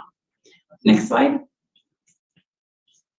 And one of the things that we didn't have at the last presentation are some statistical data. So as you heard earlier, First Premier Psychological Services, which is the agency that we contract with for our mental health services.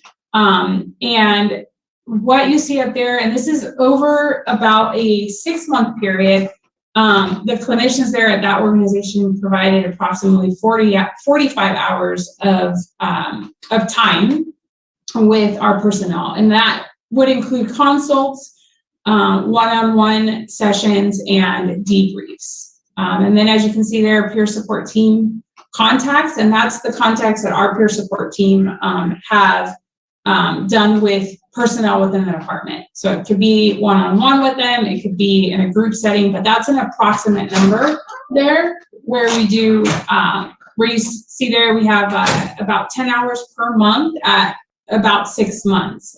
So it's looking at approximately 660 hours. And then down there at the last one at the bottom is the community wellness outreach piece that we are working on as well. And right now we're averaging about 6.5 hours per week. And that 6.5 hours could be or consist of canvassing, could consist of making phone calls. It could consist of getting somebody connected with a service that maybe they weren't aware that was available to them. And so averaging about 25 hours per month. And so those are just some of the statistics showing kind of our work. Next slide. And that's it. So if there are any questions.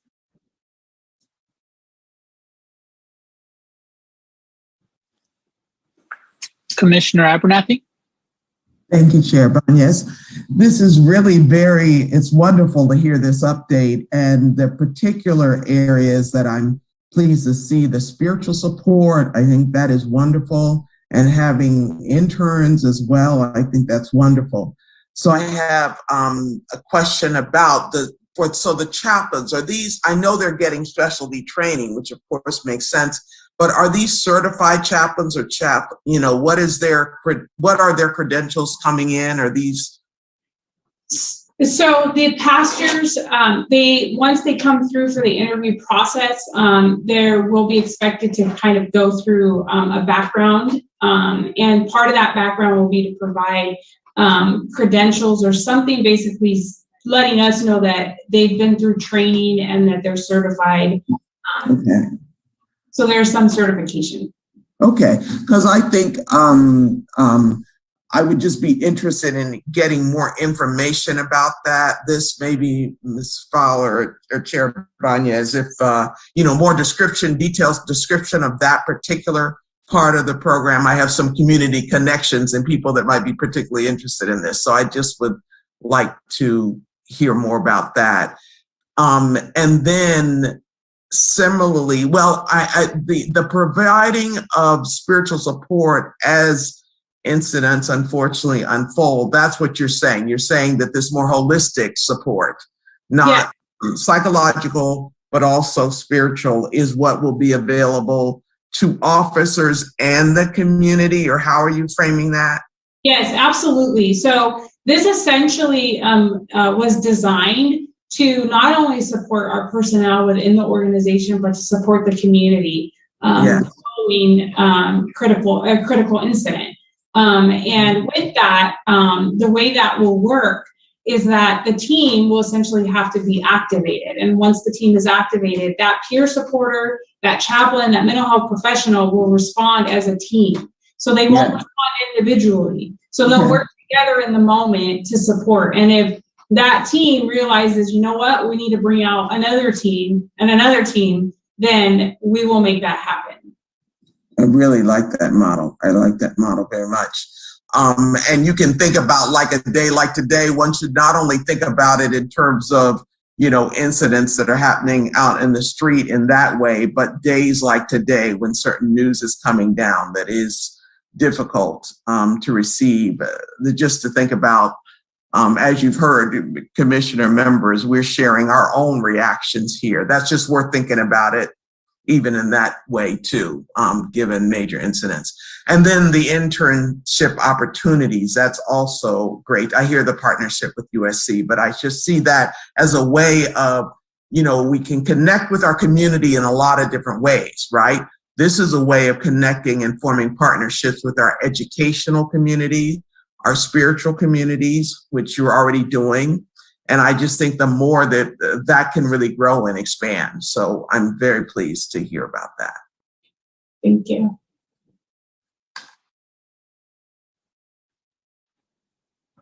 Commissioner Stacy. Thank you, Chair. The Family Wellness Day, is this something that is only open to police department families, or is this open to other members of the public also? At this time, we're working at having it so that it's with our department families, and then there's definitely potential for expanding that to the community. Thank you. You're welcome. Commissioner Jones. Thank you, Chair Banez. So I want to start by saying thank you for this. I do see the progress in the goals, the things that you guys are striving for and intend to meet. I had a couple specific questions. Exactly what is emotional survival or emotional survival training? Like, what is that? So the emotional survival training is to really talk to our newer officers when they come in, because a lot of times what happens is that, when a person goes to the academy, they're exposed to different things, but we really talk to them in the emotional survival at how to manage their emotions, their reactions to certain things, how to process those, and most importantly, that they need to share with their families what they're going through, And also, not isolate, not shut down, but essentially reach out for help if they find themselves in a position where they're struggling. So it's geared only towards new officers, not officers who have been on the force, because we expect them to understand how to emotionally survive? So it's labeled as emotional survival, because a lot of times what happens when the new officers come in is that they come in and they don't always have a clear understanding of what different things that they might be exposed to. But when you see information, for example, some of the other training is like post-traumatic stress, that potentially, that training is geared towards somebody that has maybe maybe more than 10 years on. Same thing with suicide prevention. Those are the things that emotional survival is labeled that way because that's the name of that particular class that we teach. However, emotional survival is essentially given and trained, and it is trained for everybody. It just might not be titled for that specific group as emotional survival. Got it.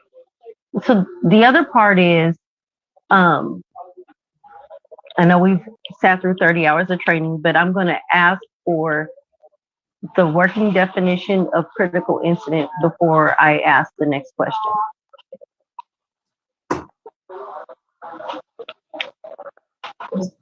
I'm sorry.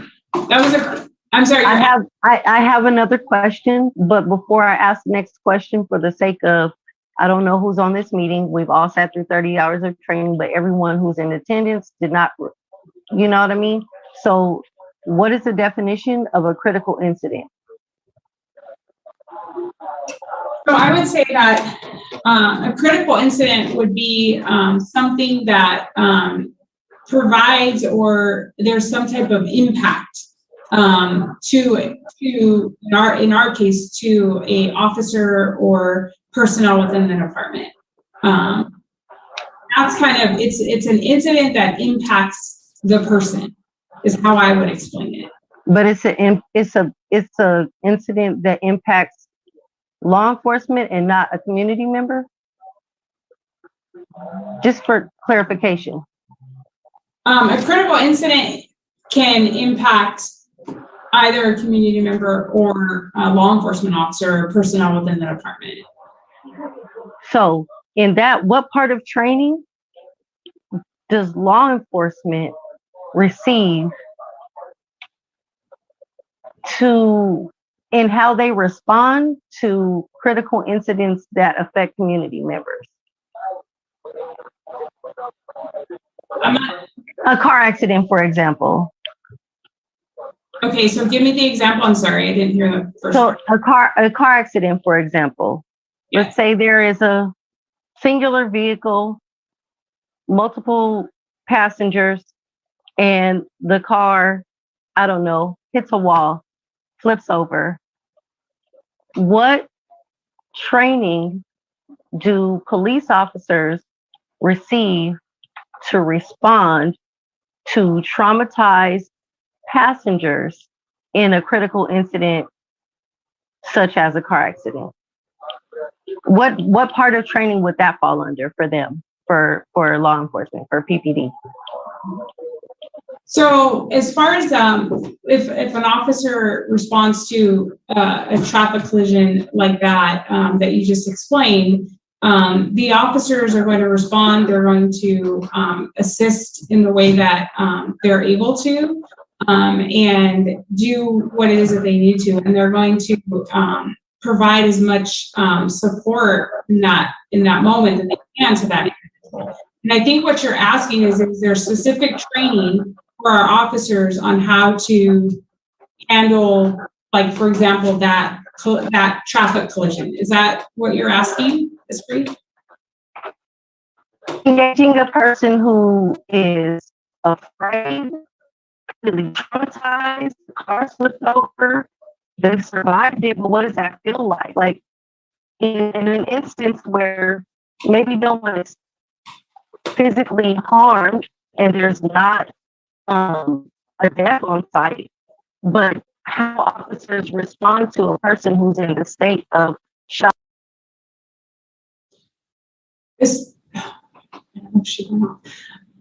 So I'm going to answer that. I don't see her on the screen anymore, but I'll answer. So earlier I had mentioned about trauma-informed care. So our officers just recently received that training in January via the Young and Healthy, and that trauma-informed care training addressed how to handle situations like that, and how to, again, support how, that person and what they're feeling, and also give them ways to address the issues, not so much as what's wrong with you, what's happening to you, and how to support them in that way. I see I'm going to have to go watch the recording because my internet shut out again. Clearly, it does not want me to get what I need from this meeting tonight.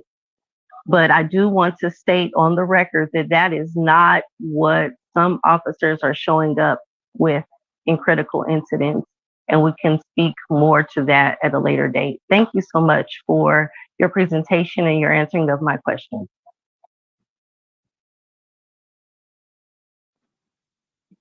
Thank you, Commissioner Jones. Commissioner Anand? Hey, you gave a data report, and you probably have to go back to the slide now, and it was like 40% of your officers, or 40 of them. If we could go back to that last slide, it was me that just had your data on it. We're pulling that up. Just one moment. Yeah, Frankie has to pull that up.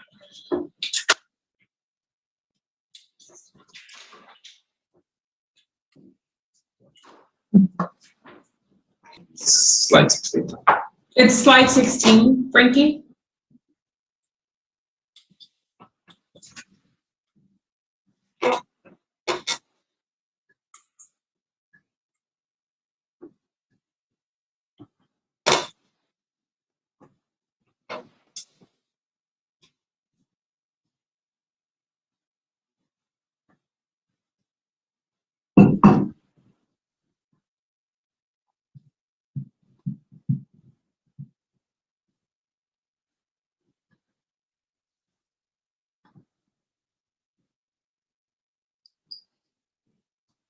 Well, the question really was about, it's that top one that you said something about 40, but what would that be in ratio to how many officers you have on the force?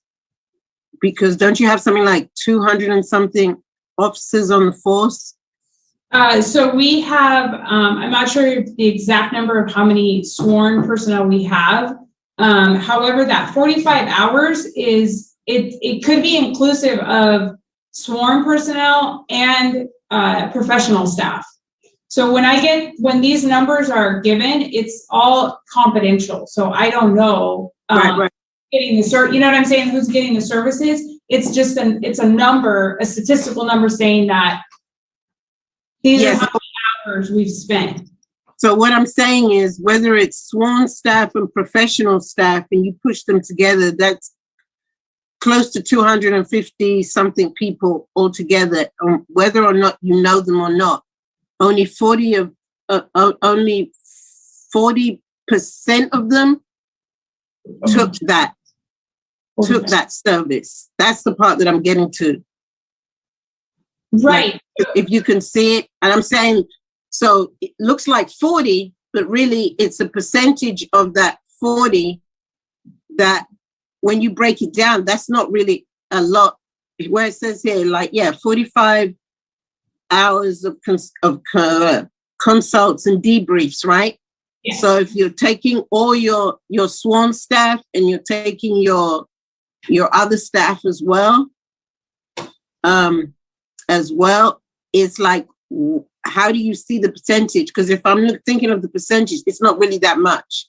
And then my second question is, all of these services are not mandatory, right? So these are still things that the officers have to buy into, right? Yes, absolutely. So these are not mandatory. The services are not mandatory.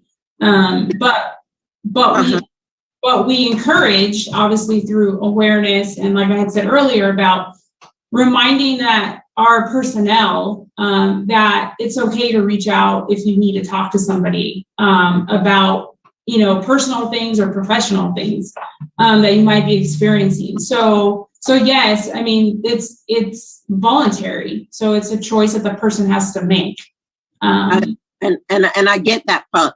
So now when you break it down, how many times of that 45 hours was 1 and 2 year rookies, 1 and 4 year, like 2 to 4 year police officers, and then 10 years and plus? I think it would be really good to know who's actually buying into these services as well, and in what stage of their career are they buying into it, because then it will also be able to see the where you might have the red flag. You know what I'm saying? Because you might have all 45 hours in the first 2 years of the rookies, but you're not seeing anybody else buy into the services that are maybe 5 years and beyond. And so how does that learning curve come in for them to buy in into it? So it would be good just to have those kind of figures, and also to break down of the figures of how many men, how many women, right? Mm-hmm. Who's really buying into this, and without no names or numbers. And I just think that would make it a little bit more holistic for people, even in the peer support and the community wellness. It's like the same thing happens. Like, who's really buying into this? Because this is never going to be mandatory.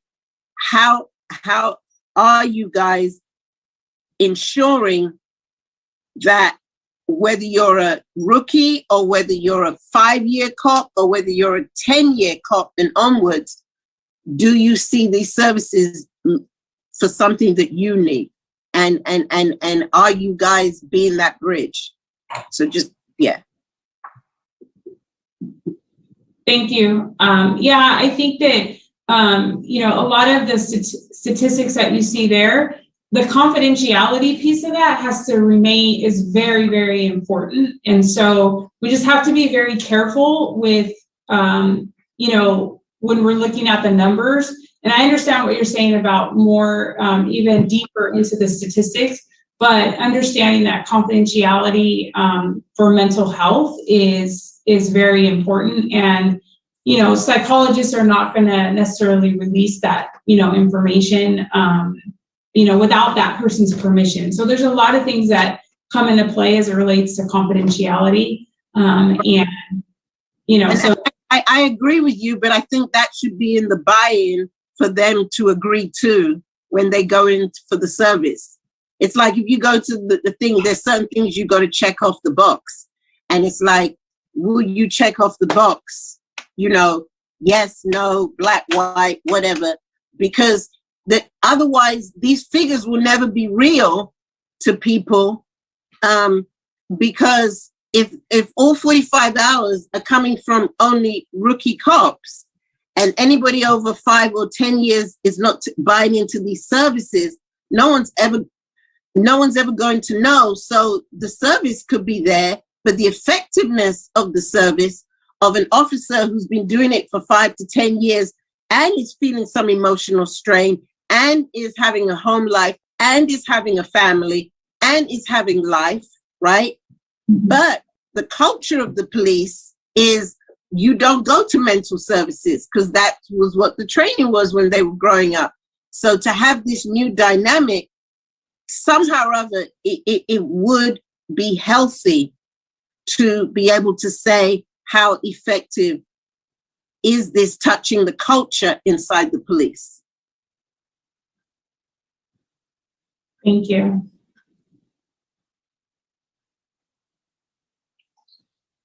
Commissioner Jones. Hi, thank you, Chair Banias. I just want reiterate and provide an example for what Commissioner Nong was saying.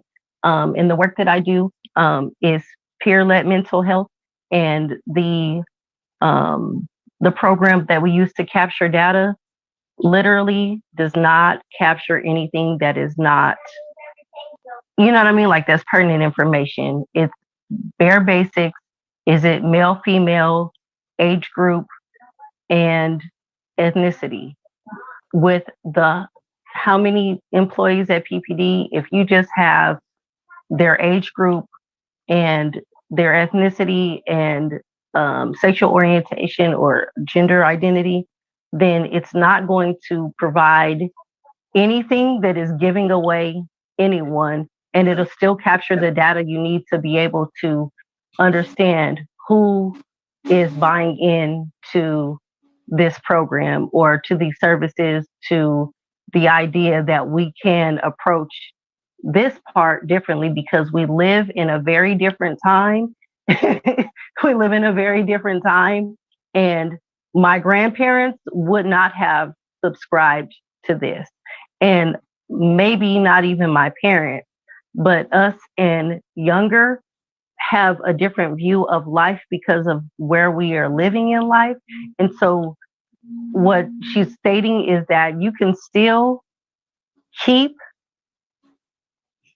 you know what I mean? Like, what's confidential can still be confidential. You're not giving up too much by stating I'm in this age group and of this, you know what I mean? Like gender identity and this, like you're not giving up anything. So I only stated that, wanted to jump in to piggyback on, there's a better way to capture the data to understand who we're reaching in mental health with mental health services without giving up anybody's business. And thank you for that. I will say that, moving forward, it's definitely a discussion that I'm willing to have with our service providers that we use, and see if there's something that we can't come up with to better capture the information.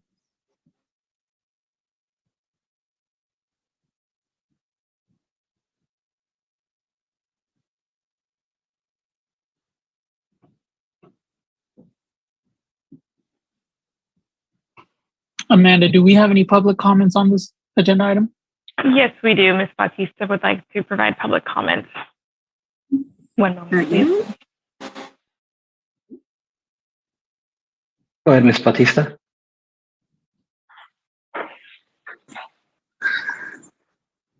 Hello. I would like to share with the commissioners that Black Lives Matter Pasadena has made the demand for years now that all officers be required an annual psychological evaluation. And also, part of the city council discussion a few months back was brought to attention to have random and required drug and substance tests immediately after officer-involved shootings and other aggressive acts, for example, deploying a taser, violent restraint. I think there was a lot more to be said on that topic as well.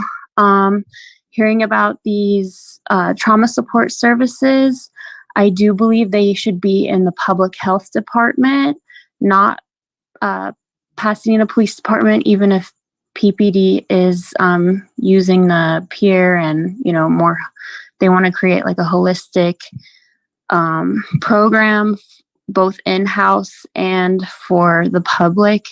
There will be families who will not want trauma support from police, managed by police, because the police are a causal source of their trauma.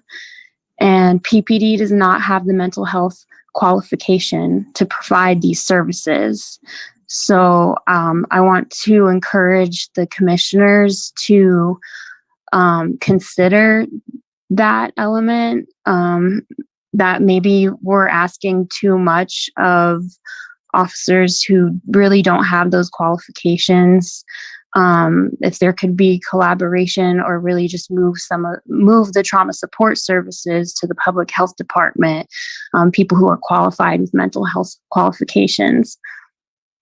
And then also it's sort of interesting to me that while they're introducing these, mental health services, it seems like it's kind of just like an added benefits to the police department, and there's not really like, any kind of education that's required.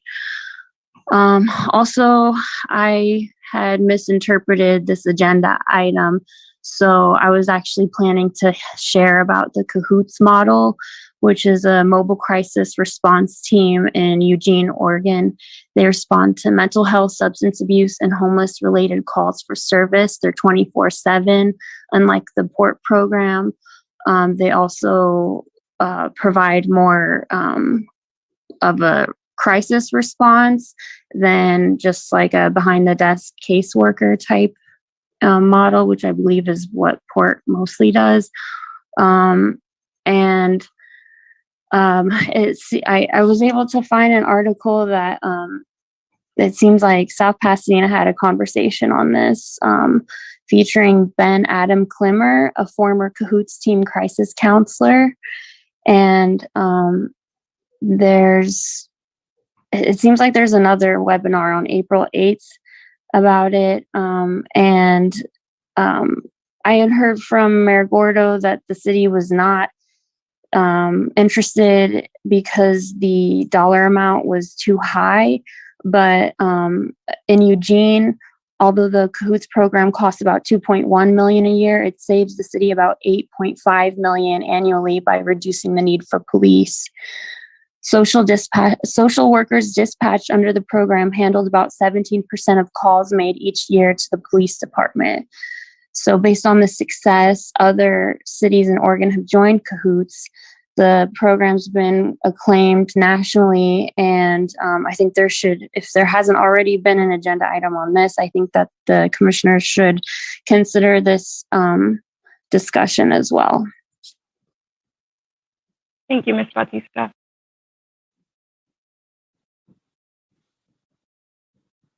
Chair, that is the only public comment we have on this item.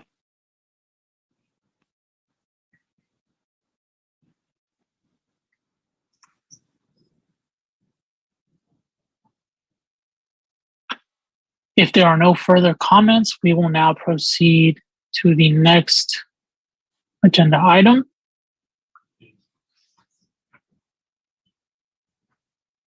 The last item on the agenda for conversation is the Commission work plan updates and discussion. If any of the subcommittees would like to give a report on their work to date.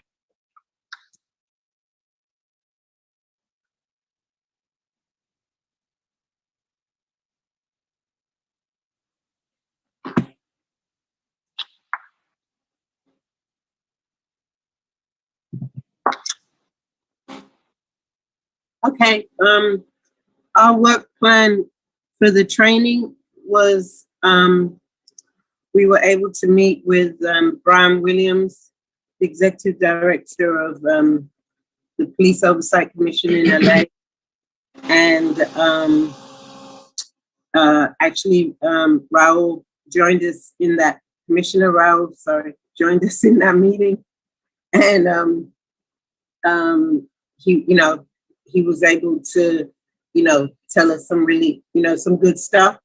But one of the main things, as I said, he really said was, and hopefully when he comes, maybe next month or the month after,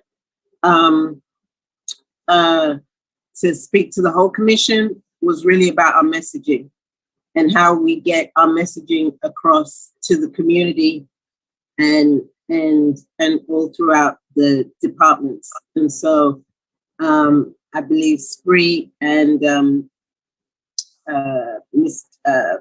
Commissioner Spree, Commissioner Levy, all these titles, were on the phone call as well, and they can jump in. But I have a question, and I kind of want to understand some communication piece here. Is that if the ad hoc committee is moving something forward, and if we're moving something forward, how, like, can we either take it over, meaning that we just run it till the end and then bring the information to the city? Or is it better the way that we run it through the city and then wait for the city to come back? Because there seems to be a little bit of a disconnect in the communication that this is just me personally, I'm feeling lost in the whole month of not knowing where we are until it's almost the end of the month, and then we get to this commission meeting, and then I feel like we've lost another month. And so I kind of want to know what are our two styles? Can the ad hoc committees go off and get their information and do it, and then bring some ending results to city staff? Or do we have to do it this way, where it goes to the city staff, comes back, goes to city staff, and comes back in those ways? Break it down. I mean, I would hope to say that it could be collaborative. I think where it becomes difficult is when there's budget involved. And I know we've tried to set expectations that this commission does not have a budget yet. Always hope to find funding. And I know, Commissioner Nong, I feel your frustration and the slowness of sometimes getting information. I do promise you, whether you believe me or not, but I promise I am trying to push information. There's a lot of checks and balances in a city like Pasadena. So when it comes to finding a speaker who may have money, obviously it needs to come through the city because we need to make sure it's within scope, within city procurement issues, within our budget. But with that said, if you have ideas for speakers, for guest speakers who you have connections to, it's always appreciated if you keep us in the loop, because we need to make sure there's room on the agenda with collaboration with the chair. But we encourage you to make movement. We obviously want things moving too. The biggest hurdle is just really budget and making sure things are within the scope of the commission. Otherwise, I think we're all on the same team trying to move pieces forward. And I think the budget is probably my last thing that I'm overly worried about. I understand the issue with what we're talking about, but I think it's more of a, and I don't know if it's between yourself or if it's Frankie, is that if I don't ask, then I'm not getting told. That's how it feels. So if I send the email, then I'll get my information from whatever's moving forward. And I also know that there is going to be growing pains in the beginning, but it also has to, like you say, if it's collaborative, if the information is given, then I feel then if the information is given, then straight away that committee should know, okay, this is the information that's been given. Wow, this is not what we thought it is. Let's discuss this in the ad hoc committee to then come back and say, how can we fix it? How can we steer this? And I feel that whether and this is just me, whether I send it to Frankie or whether I send it to you, Amanda, I just want to know who's going to come back to me and say the follow-up of, okay, this is what has happened. This is what you guys have to do now to move this forward. I think that's it's not a budget thing. It's more communication of which one of you two is the go-to for the building of it all. I appreciate that clarification and sentiment, because I think you're right that we're all figuring this out together. And I'll say two things. First is I think sometimes the problem is we do have it on our list to get to you, and you get to it first. So it seems like we're responding. Don't want you to think we're forgetting. It's always on the list that we're trying to figure out. But with that said, how we can solve that, I would say, is maybe I can think with the chair through whether it's a weekly communication of just the updates we send out to the full commission. Obviously, it could also be to each share. We have to just make sure Brown Act wise, we're not all communicating, but if it's just kind of an informational one way that I give to you and then we can all follow up on, I think we'd be happy to work on something like that just to make sure in between meetings, we're all staying appraised, and maybe it would be helpful for other commissioners to kind of make sure they have the information they need. So we can definitely work on something like that, again, just to make sure information is coming out on a more weekly basis to make sure you all feel you know what you need to know for the month to keep moving. Thank you. Yeah, that's unless commissioners would like to jump in, that's hopefully our goal for next month. And I will say, just so everyone's aware, Mr. Brian Williams is getting back on his schedule. Obviously, in the Sheriff's Department, they're a bit busy over there, but he has responded that he will get back to us. We've asked him if he's free for either the May or June meeting. If there's no potential for him, we can touch base and see if there's a reason to have a special meeting to make his schedule work. But I will touch base with the training subcommittee once I hear back from him.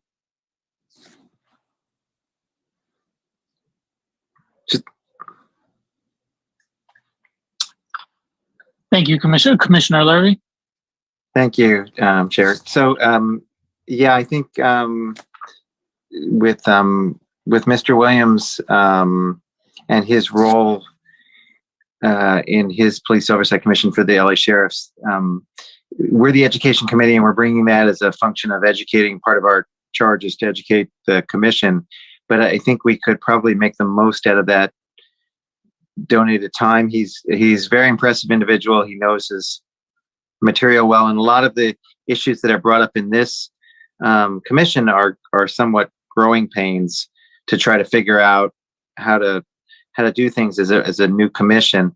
And so if it's possible, I might suggest to the commission that we catalog some of our issues and concerns in advance of his joining us, and just run it by him and see how they've already, because many of the things we brought up in our subgroup, they had already tackled over at the Oversight Commission for the Sheriff's Department. So I think the issues that Commissioner Anang is bringing up, and even some other things that have been brought up today, even communication through public comment, I think we should take full advantage of him coming to see us, and maybe prepare a list of concerns and questions that we can utilize so that the time is well spent. That's just my suggestion. I really do think the entire commission will benefit from his attending.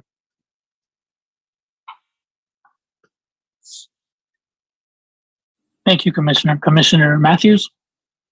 Yes, this is really directed to my ad hoc committee. In light of the information that we received on the emails and the McLean report, we need to meet. I know we've had problems meeting because of COVID and other issues, but I just want to let my other commissioners on my committee know that I'm available at any time through Zoom or through in person or whatever, but we need to get together to review some of these things and for discussion. Thank you, Commissioner.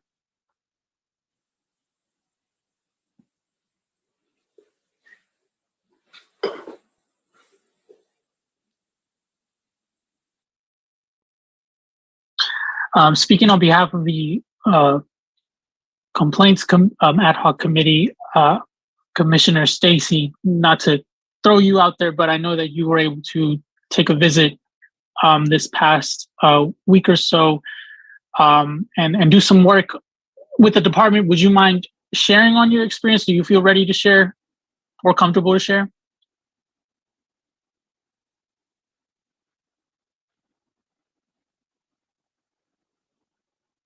The meeting was at the beginning of the month, and I don't have my notes with me. I'm sorry, I'm not prepared to give a presentation on it. But I did attend with staff, and it was most informative about the procedures for investigations, and I'll get something ready for next month. Thank you.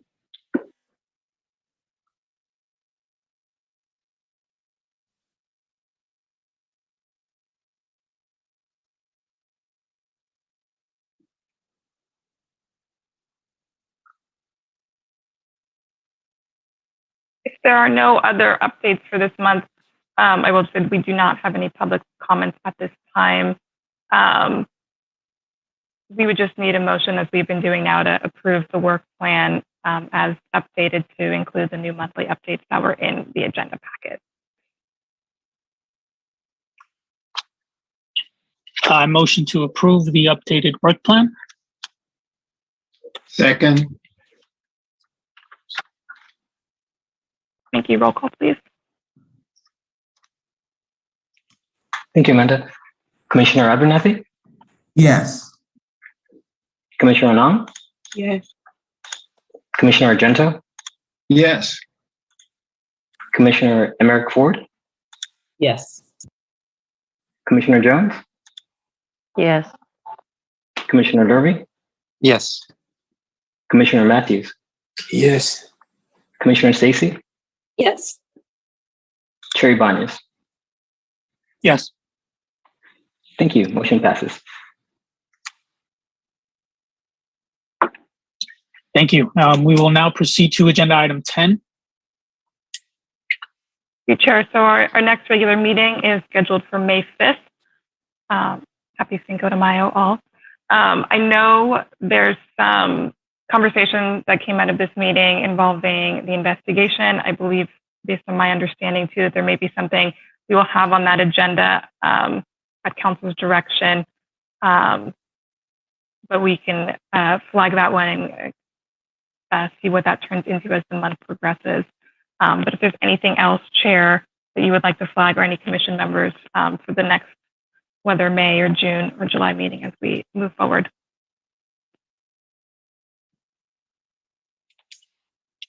Well, at the forefront, I don't know what the right approach is for this, but I would want to have our IPA solidified by next month. I don't know if that requires an agendized discussion. I don't know if that requires us to communicate directly to council. I just, by next meeting, I think it's very imperative that we have our IPA ready to go. I think, Chair, that you always have the ability to, again, we can pass this on, but if you would like to submit a letter on behalf of the commission that goes to the council, obviously that's something we could do. We could also make sure that even, I don't even want to say this, but if there's not one, that it's agendized, at least talk about it so we see where the process is and what the process has been. I imagine by then there will be an update that maybe it could be more of a conversation if needed. So I will flag that as a conversation piece, and hopefully it's introducing a new IPA, but if it's not, it's a conversation about why there's not an IPA. How about that?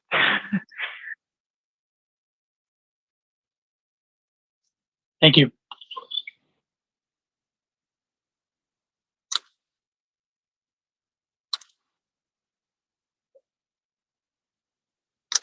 And obviously, as always, if things progress throughout the month, please feel free to reach out to myself or the chair or vice chair, who is unfortunately unable to join us tonight. And we will take that under consideration as we're preparing the agendas.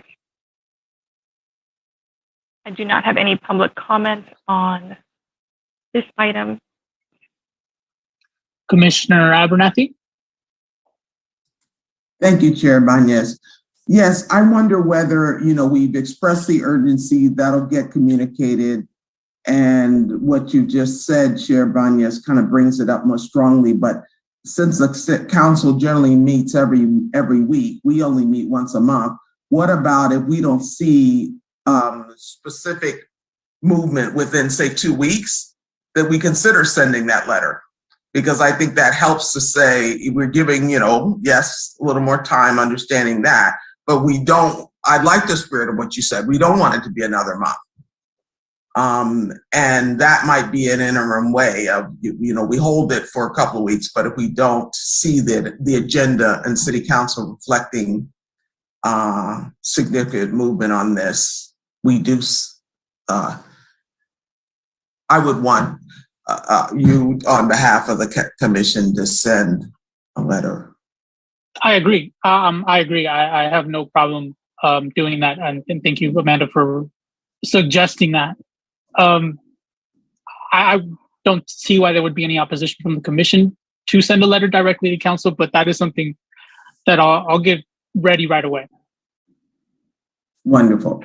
And then the other thing, you see this in our work plan, but I just want to make sure so you all know that we want to report, our ad hoc group wants to report and be on the agenda next month. Okay, just want to be sure. Thank you, Commissioner Abernathy, for reminding me of that. Yes, we have that flagged as a policy subcommittee update for next month. And obviously, every month there's a chance for any subcommittee to give a report, but I think you need something a little bit more in depth, a little bit more with some recommendations behind it, and not just an update from the month.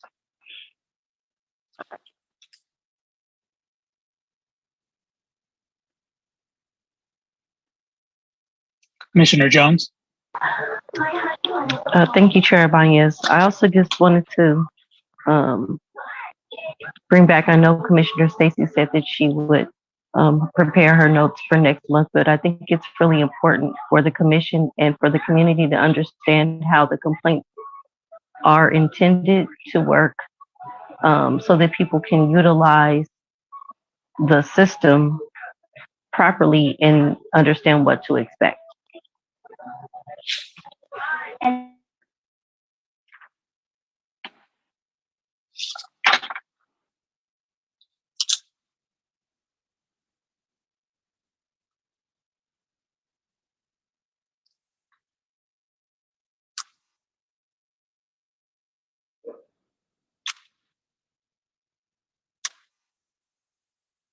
There's nothing else, Chair. There's no public comments I mentioned for this item.